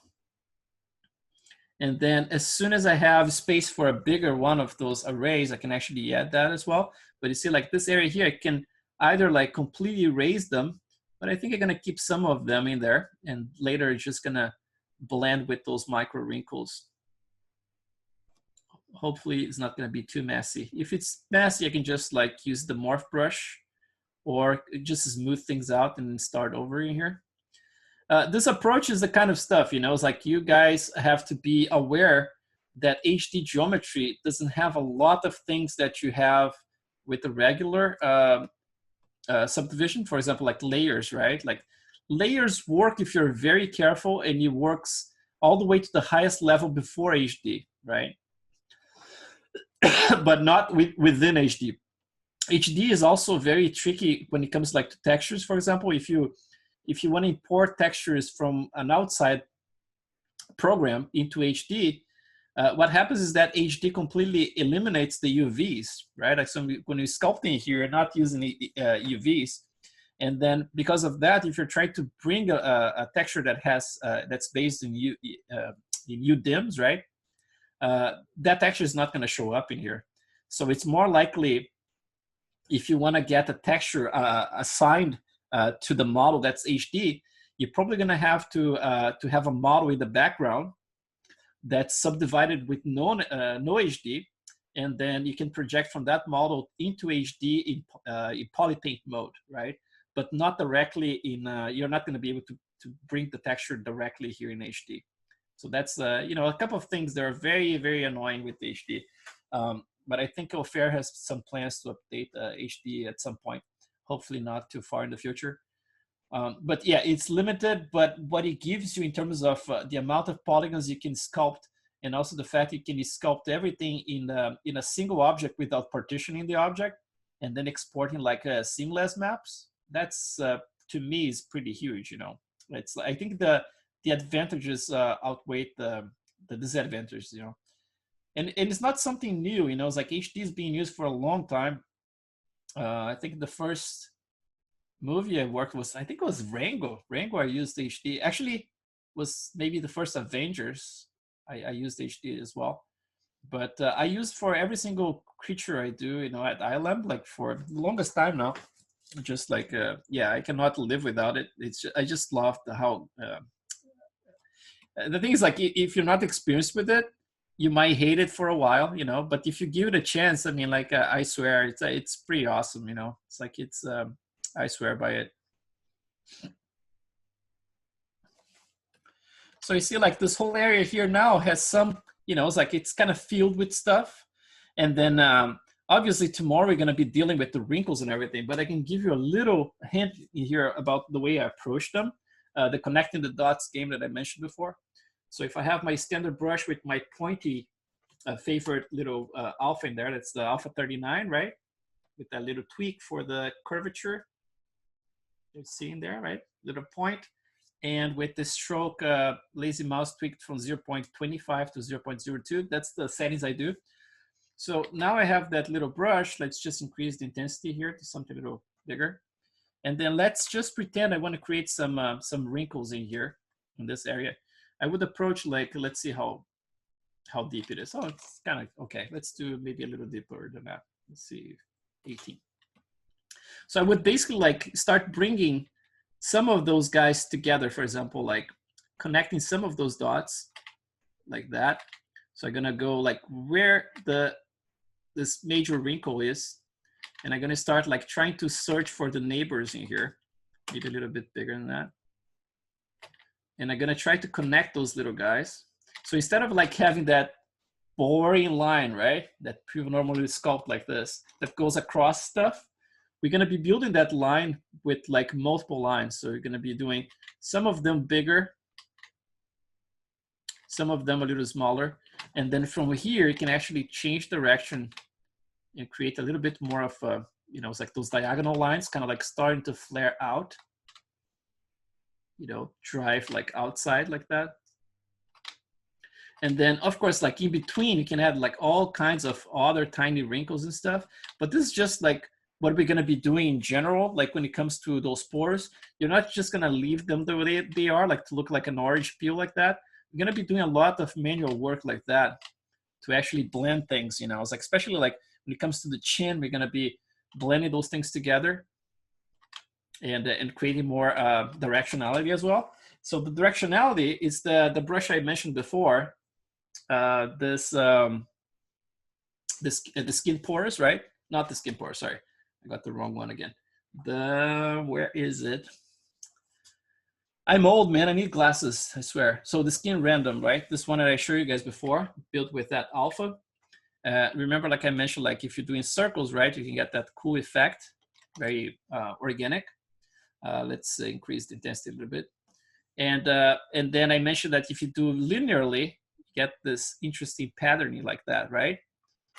So this is the kind of stuff we're gonna be using to add more directionality. So I can use like intensity, maybe like 8.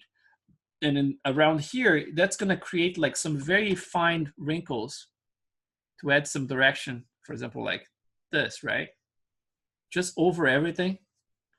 And then that breaks things up further, right? You create this tiny little direction in there. So if you have like facial expressions and stuff, that can help. So yeah, like we're gonna be talking about like the bumps and bruises and more of this directionality stuff here when you get to the chin, right? So we're gonna be talking about that. But for now, I'm just gonna cover a little bit more area, and we're gonna start actually, since it's already 10:43. Let's export. I don't know if I think I don't have the time to do everything. So if I keep doing more stuff, we're not gonna be able to export all the displacements. Let's export the displacements now the way it is, so at least we can evaluate this stuff in the render. So let's do that. So let's pretend like I'm happy in this session here. I don't need to use my morph target to clean up anything, right? Let's just pretend. And then so to get out of HD, I'm gonna press A. And as soon as I get out, the morph target is not gonna work anymore. But I'm aware of that, so let's do that.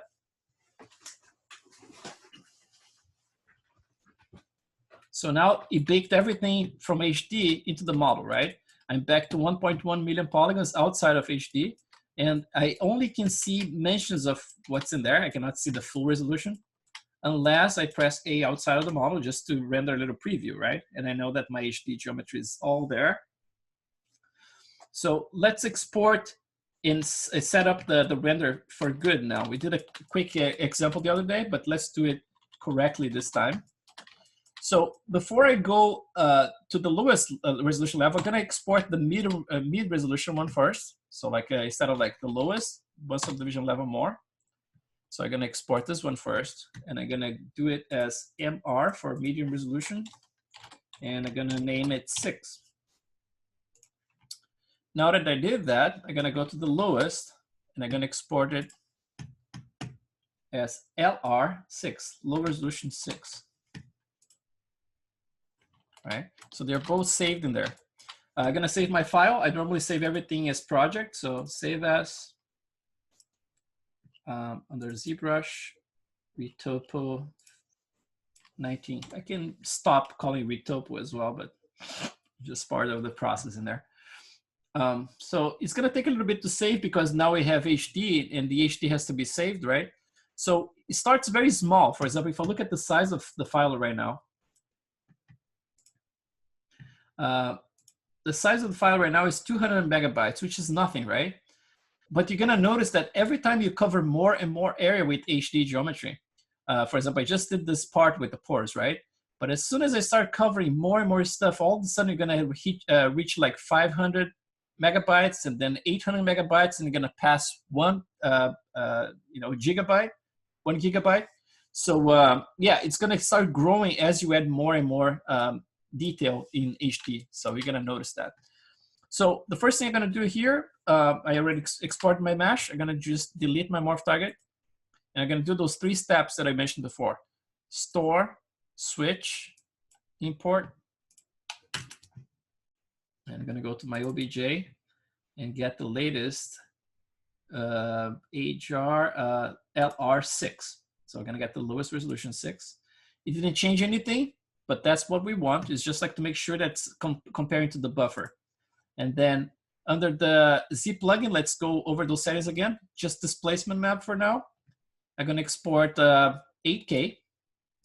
Now it's for real, right? We're gonna export the maps for real, so not 4K anymore, 8K. Export options, we already click the file names and everything is already set to UDIM, right? If you didn't, make sure that you click this button until you switch to UDIM, right? Everything else should be good. And then here, the rest of the settings, switch morph target has to be on. Sub D level has to be 2 because we're exporting from the 2nd level and up. The 2nd level is the one we're gonna export to Maya. Adaptive on. DP sub pix all the way to 4. Mid level from 0.5, turn it to 0. And then those 2 buttons on, 32 and EXR. And that's it. So I'm gonna click create all maps. And one thing I'm gonna tell you is that there is a bug, and I hope it's solved with the 2020. I didn't test it yet, but I hope it is. I can show you what it is. So I'm gonna go to source images, which is the default folder created by Maya, right? Where Maya looks for the files. And I'm not gonna change anything. It's LR6, you know, it's already the name I want. If I want a different name here, I can always go to the subtool and then rename the subtool to whatever name I want. And that name should be incorporated in here. So while it exports in here, I'm gonna talk about like the bug that ZBrush creates, which is you're gonna notice that at least like until 2019, if you exported all your maps the exact same way I'm doing right now, sometimes I think it's like a memory leak or something that makes ZBrush get confused and then it corrupts the scene. The way to identify that is that ZBrush is kind of like, as soon as you export all the maps, you're gonna return and the model is gonna look a little weird. For example, the texture is gonna be missing or something like that. And the first thing you're gonna check, you're gonna go to your subtool and you're gonna look at the name of the subtool. If the name was normally like for this process, during the process of exporting the maps, temporarily, ZBrush renames the subtool to output 0, output 1, something like that. But if after the process is completely done and the maps are all exported, if you notice that the subtool is still named output 0 or output 1 in there, don't save that file because that file is kaput, like it's corrupt. From that point on, if you save the file, that means that all your HD geometry is gone. It's not gonna save with the model.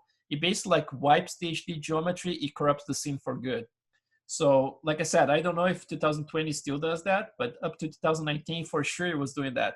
It's not all the time, but I would say like during the classes, each month would happen like maybe twice, you know.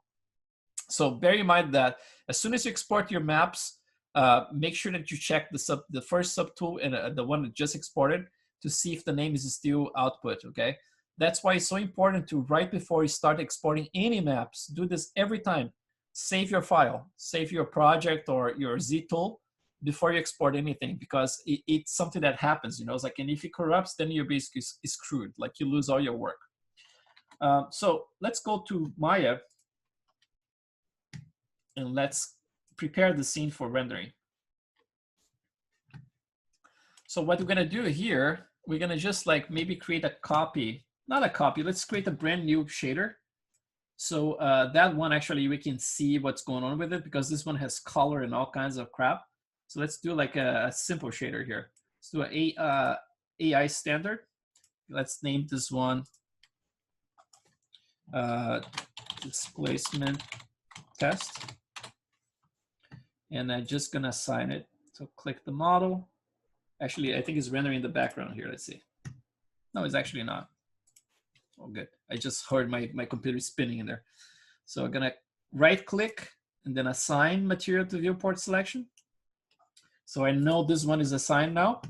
And then I'm just gonna make the color kind of like grayish, a little bit darker than gray here. And then let's see what else we have. Specular. You don't need a lot of spec. Maybe like gonna make a little bit more rough, like something like that. And let's just do a render of that and see what happens, just so we can test it. It's gonna be fun to look at the gray model with the actual eyes in there. Just want to make sure that we test the displacement and it looks correct.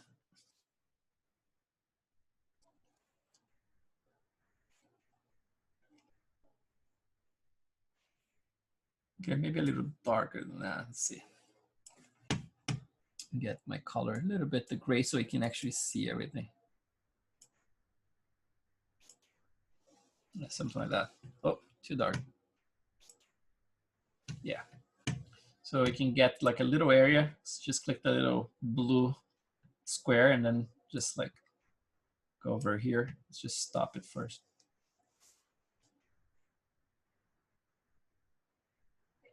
Uh-oh. Machine is spinning.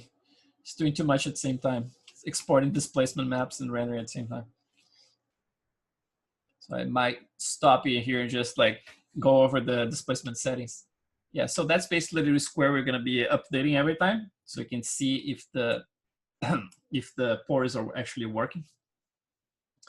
And I can even crank the specular a little bit more again just to see it. But let's just stop it for now. Let's go over the displacement settings here in Maya, right? So how are we gonna do this? Let's just delete this model. I'm gonna start from scratch because it's gonna take a few minutes to export the maps anyway. So I'm gonna just gonna delete this model altogether. I'm gonna start from scratch here.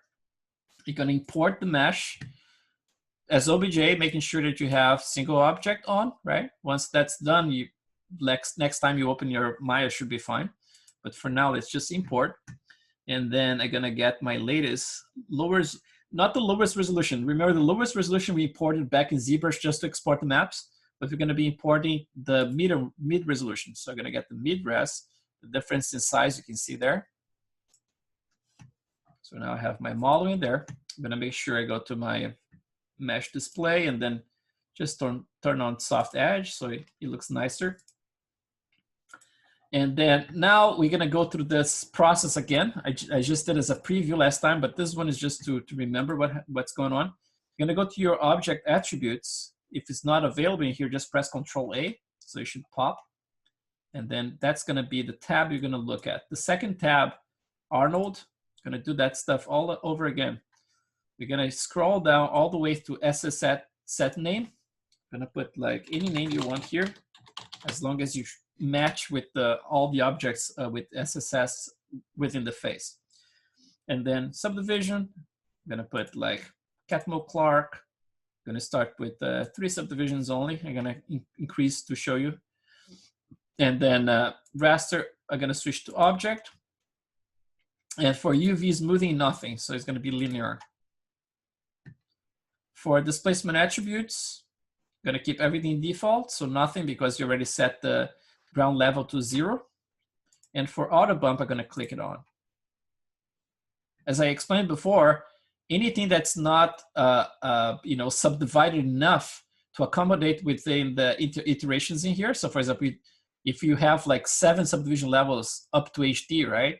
And I'm using just 3 here, that means like it's gonna render 3 subdivision levels here and try to shift everything else to a bump map during real time, right? So that's what we're gonna do.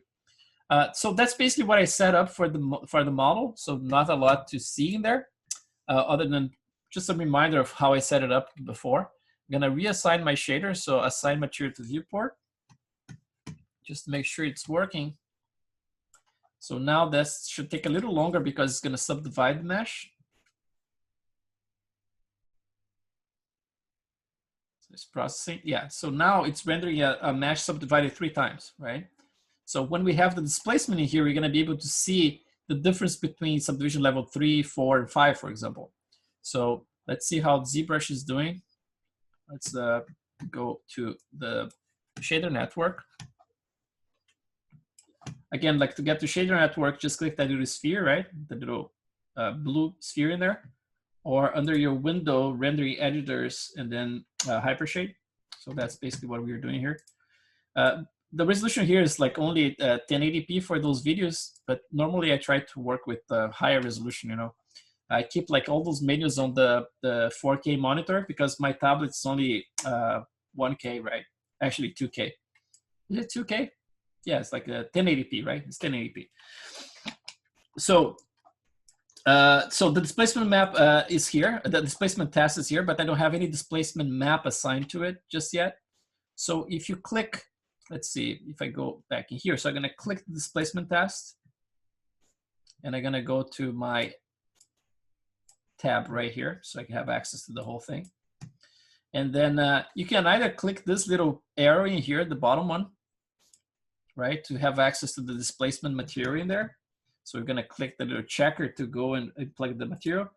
Or you're gonna notice, like if I click the shader itself and I go to graph and I click input and output connections. So that's gonna show this other node in here. Basically, like this is the main shader, this is the top node, right, the surface. So this one is the access to that as well. So if you get lost, you can always like click the shader itself, graph input and output connections, get to this guy, and then this one is where you're gonna plug your displacement material. So I'm gonna click this one. I'm gonna click File. Click the little arrow to follow where the displacement is. And now here, first thing, I'm gonna turn off any filter, and I'm gonna plug my image in here. So in this case, it's gonna be an image sequence, right? Because we are plugging all the Mari stuff, UDIM stuff, right? So I'm gonna click this one here where it says UV tiling mode, and I'm gonna switch to UDIM Mari,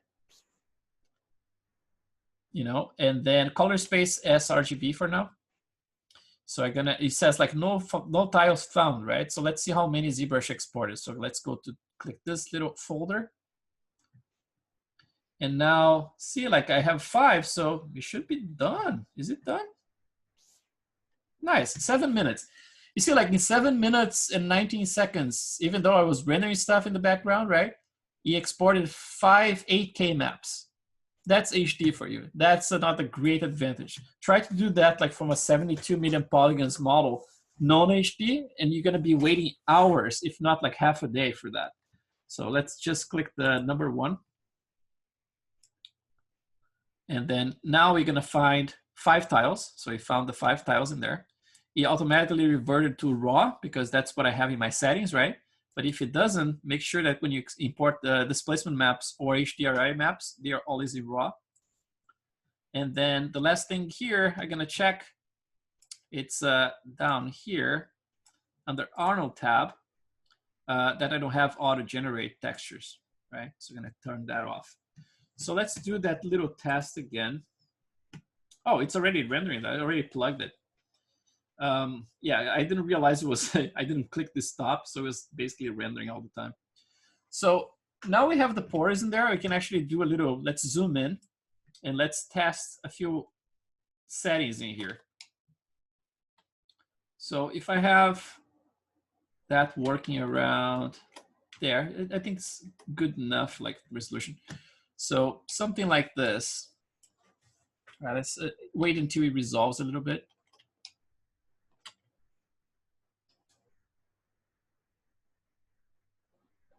So that's basically like subdivision level 3 with auto bump on, right?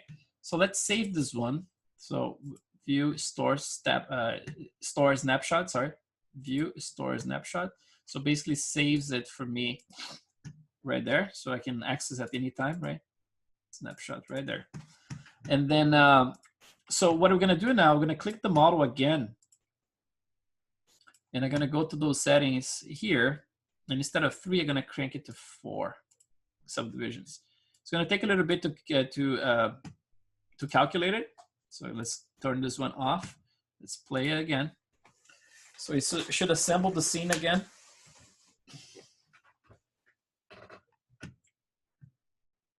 And then show the result. I think between 3 and 5, it's very clear the difference. But the thing is, like, I don't have any in-betweens or too much stuff. It's just purely the pores, right? So we're not going to be able to see a whole lot in here. It's calculating. Okay, so let's compare this one to that one. Yeah, you can definitely see a little difference already. Yeah, so check this out.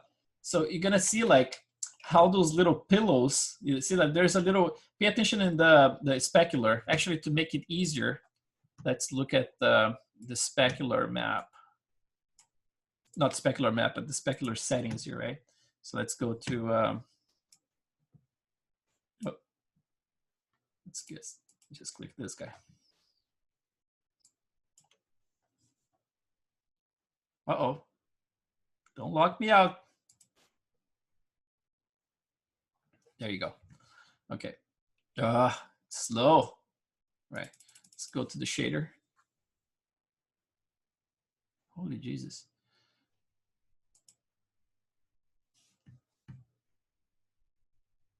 Oh. Came to a crawl, man.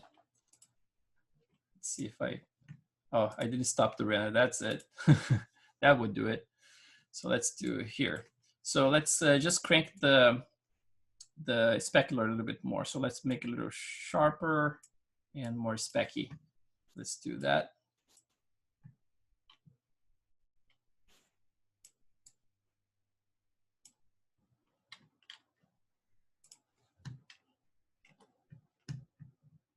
It's calculating. It's going to change things a little bit. Yeah, I can definitely see the way that it's building those little volumes in between.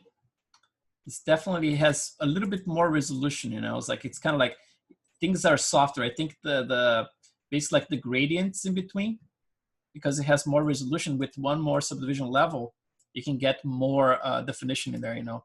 So, and then from this point on, when you have like your pores, you realize, okay, I like the distance and everything.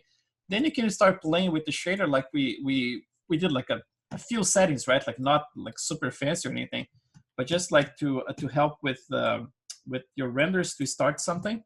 So basically, like, you're going to start with your subsurface in there. You can either like plug a preset, right? Like you mentioned before. So go to skin and start with the skin preset by tweaking the subsurface scale here and the random walk to random walk 2. So I'm going to put like the scale as 0.125. And sometimes if you do something like that and Maya is not responding correctly in there, it's most likely you're going to have to do like a refresh in your scene. So sometimes if it does something that you're not expecting like that, I'm going to try like to bring the color down here, by the way. I'm going to bring it down. And then sometimes it gets lost with the shadows not calculating correctly or anything. You can always go to your render, and then you see you say like update full scene, and then you should get like a full update. But this one seems like the shadows are working. I think it was just like too bright. So I brought the color down, and already I can see some of the detail in there. And then obviously there's no color, right? It's just like a simple kind of thing. I'm gonna desaturate the skin a little bit here. Maybe a little bit more orange here, and then a little bit darker. Just so you can see something, you know. Yeah, let's see. Yeah, so the important thing is like the displacement is working, right?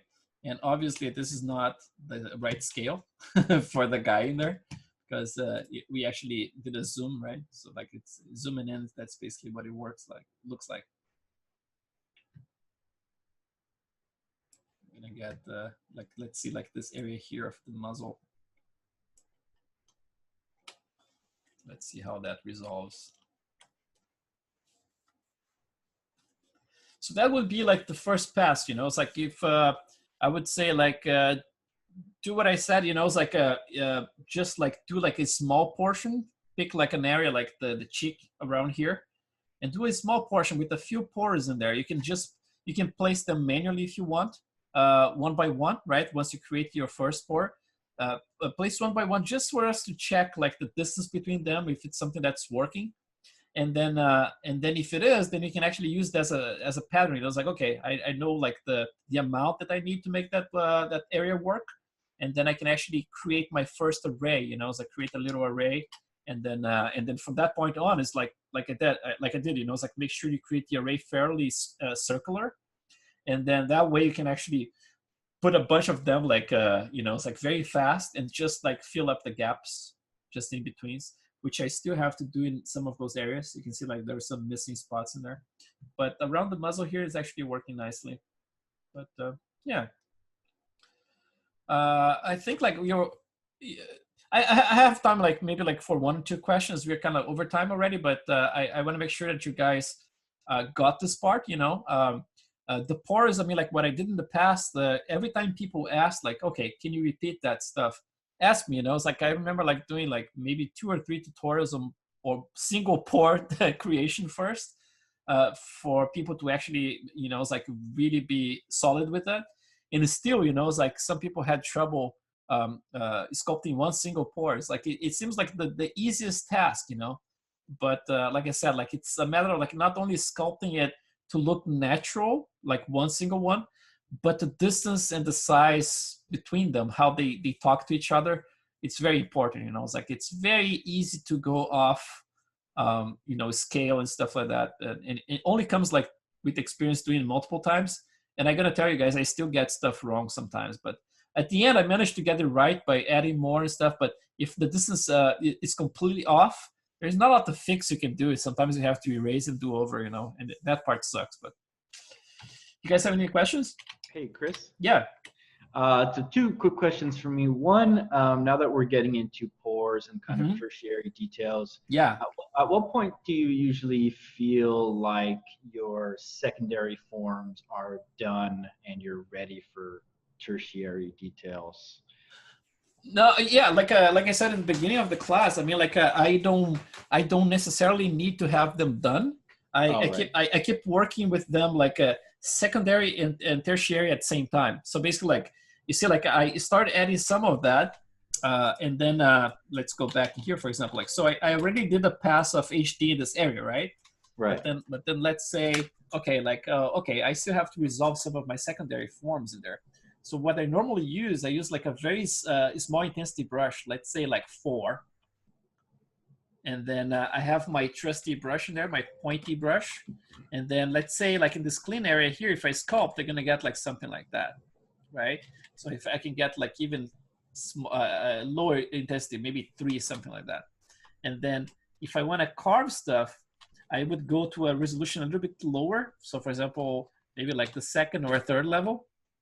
And then in this resolution here, I would start like, okay, I need a little bit more form around here. And then I can carve those forms with a larger brush like that. All right, right. And then keep going with it, you know, so I can keep working with my secondary forms. And I can do this forever, you know. It's like every time I need more stuff, like get the eye bags a little bit more defined in here, for example. Breaking asymmetry, you know, it's like all this stuff I can keep doing together with tertiary, you know. That's why I like having one scene that's ready for render, so I can actually evaluate and then okay, I got all those the finer forms in place, but then there's a lot of secondary missing, you know. It's like I said before, everything has to work as a hierarchy, and sometimes people go crazy with the tertiary forms, and then you can only see like primary and tertiary, basically, like right. Yeah, the secondary are pretty much like so important they are lost in the middle, you know. Yeah, I have that problem sometimes where I thought I did enough with the secondary forms, and then putting the tertiary details on it, it feels like it's baby smooth underneath it for some reason. I know. It's putting the glitter on the poop, right? Yeah. Yeah, exactly. Yeah. Cool. Okay, and second quick question. I'm doing an African American character and looking at a lot of my reference, and I have some pretty high res photos of him. He doesn't seem to have this. You talked about this a little bit at the start. He doesn't seem to have these same type of, as you put it, butthole pores. They're a lot of the Caucasian skin I see has that all over. This it seems very sparse compared to other types of bumps. And, so interesting, huh? Yeah. I wonder if there's something to do with like mixed race as well. You know, it's like it's such a weird term too. You know, it's like I think like human race is one, right? Right. I mean, like, but you say like mixed race is so weird. But I mean, that's the term that people use. But I noticed like when I see like you know, it's like parents of different like skin color, right? And the reference I noticed, I mean, like he looked pretty much like you know, it's like a Caucasian kind of skin, you know, just like a different tone. But you're right. I mean, like when I was talking about that in the beginning, and I thought like it might be related to the diet or the place where they live or something like that, like those tribes. Right. Lots of bumps, right? Like more than pores sometimes. Yeah, that's what it seemed like. Yeah. So is that something you're going to be experimenting with as you're working on this character? Definitely. And I'm going to be learning with you, and we're going to be learning with each other. Yeah. Sounds good. Thank you. Yeah, man. I love the challenge. You know, it's like I think with Ray Harryhausen, like in the class of June, I started adding all those pores in his face. And then I was like, okay, I have to do this because other people are going to be building all kinds of characters. So I have to do it, right? But then right in the middle, I was like, you know what? He's an old guy. And and his skin is very thin. And you cannot see a lot of those pores. So I started like erasing almost everything, you know. Right. So for this guy, it might be a similar approach. I should show like, okay, let's build like the skin like a white skin, right? And then, okay, so what's the approach here? So we do the switch, but we're going to be learning together for sure. Cool. Thank you. Awesome, man. All right, guys. Thank you so much. I think we are starting to get in the deep water now. I think, like I said, like at the beginning of last week, you know, it's like the first week's going to be easy. We're going to be doing some sketch and all this stuff. Now it starts getting a little tricky because every day is going to be, we're going to be build on at the last day, right? So I'm going to try to keep going now. This is the starting point. Probably going to go and work while those videos are being prepared for upload, right? Going to take like an hour and a half or so. So since I'm going to be hostage to it, so because I want to upload everything before I go to sleep every day. So people in the other side of the world can have access straight away, you know, instead of like waiting for the sleep beauty, you know, wake up 8 hours later or 7 hours later. So I like to do this before bed. So since I have that gap of, you know, like an hour and a half or so, I'm going to be adding more and more pores around the face, but probably not like around nose and stuff like that, because I want to go through those different areas with you guys. But everything that's like, you know, regular types of pores like this one, I'm going to try to cover probably like all the way to the forehead and then the sides of the face and probably chin as well. And then I'm going to post a progress shot probably like in the group and also my Instagram, just to show some progress. And then everything else, you know, it's like different types of skin, blackheads we're going to be exploring, like for nose and eye bags and things like that. We're going to be exploring tomorrow. And then probably like on Wednesday, we're going to be talking about like some of the basic maps. We're going to be going over like specular maps, things like that. But for the albedo color, we're going to be talking about next week. So it's going to start like we're going to have a full day of hand painting the color map. And the thing that's cool is that that task I'm doing right now, how to bake everything, my skin settings, like you know, like from the shader network in Maya, how to bake everything into textures. I'm going to do that. So at least I have like an overall color, which is going to be my base color I can start from. In my previous classes, I would say like, okay, so if I blur this entire skin color, that's the average color that I get like across the whole thing. And I'm gonna try to do the same thing by baking those maps like from Maya. So I have like an average skin color I can start from, adding lighter spots, darker spots, and everything in between. You know, the thing that sucks though is that the compression of those videos, not in this case here, because this should be really good for you guys to watch, should be almost perfect what I'm seeing here. But every time I try to record stuff by painting like poly paint detail, it looks completely smooth in the video, you know? And people end up like asking, can you post like screenshots instead? So that's what I do, you know, it's like I post in the group, for example, like a screenshot of my color, the albedo, for example, like a flat shader in ZBrush, so you guys can see what's going on. But during the class, unfortunately, it's going to be hard for you guys to see like a subtle stuff I'm going to be putting on. If I put the detail that's very strong, you're going to see, but the subtle stuff is going to be completely missed. And it's unfortunate because I looked through all the manual and the compression settings for zoom and all this shit, you know, and it simply doesn't have a setting to give me a better result, unfortunately. But if that happens, I'm going to definitely post like the screenshots so you guys can have a color reference, you know. So just a little disclaimer there.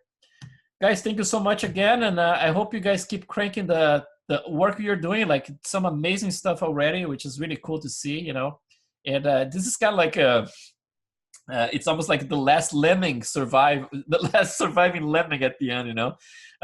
During those classes, you have all these people, you know. It's like very few actually manage to finish, you know. It's like and go with the project all the way to the end. So I hope you guys are some of those. But I understand that people are just busy, you know. It's like my life is super busy, man. And sometimes you just don't have the time. So I understand that. But I always have hope, you know, that you guys make something really cool at the end so we can put in the gallery there and share your work on Instagram. I normally share the students' work on Instagram, which is cool. We get a couple more followers for you in there, you know. So keep cranking, guys. Awesome work, everybody. And cannot wait to see more. Thank you, Chris. Thank you, guys. Thank you, Chris. Thank you, Chris. Have a great one. Thank you. Have a good night. You too. Bye-bye. Good night. Bye.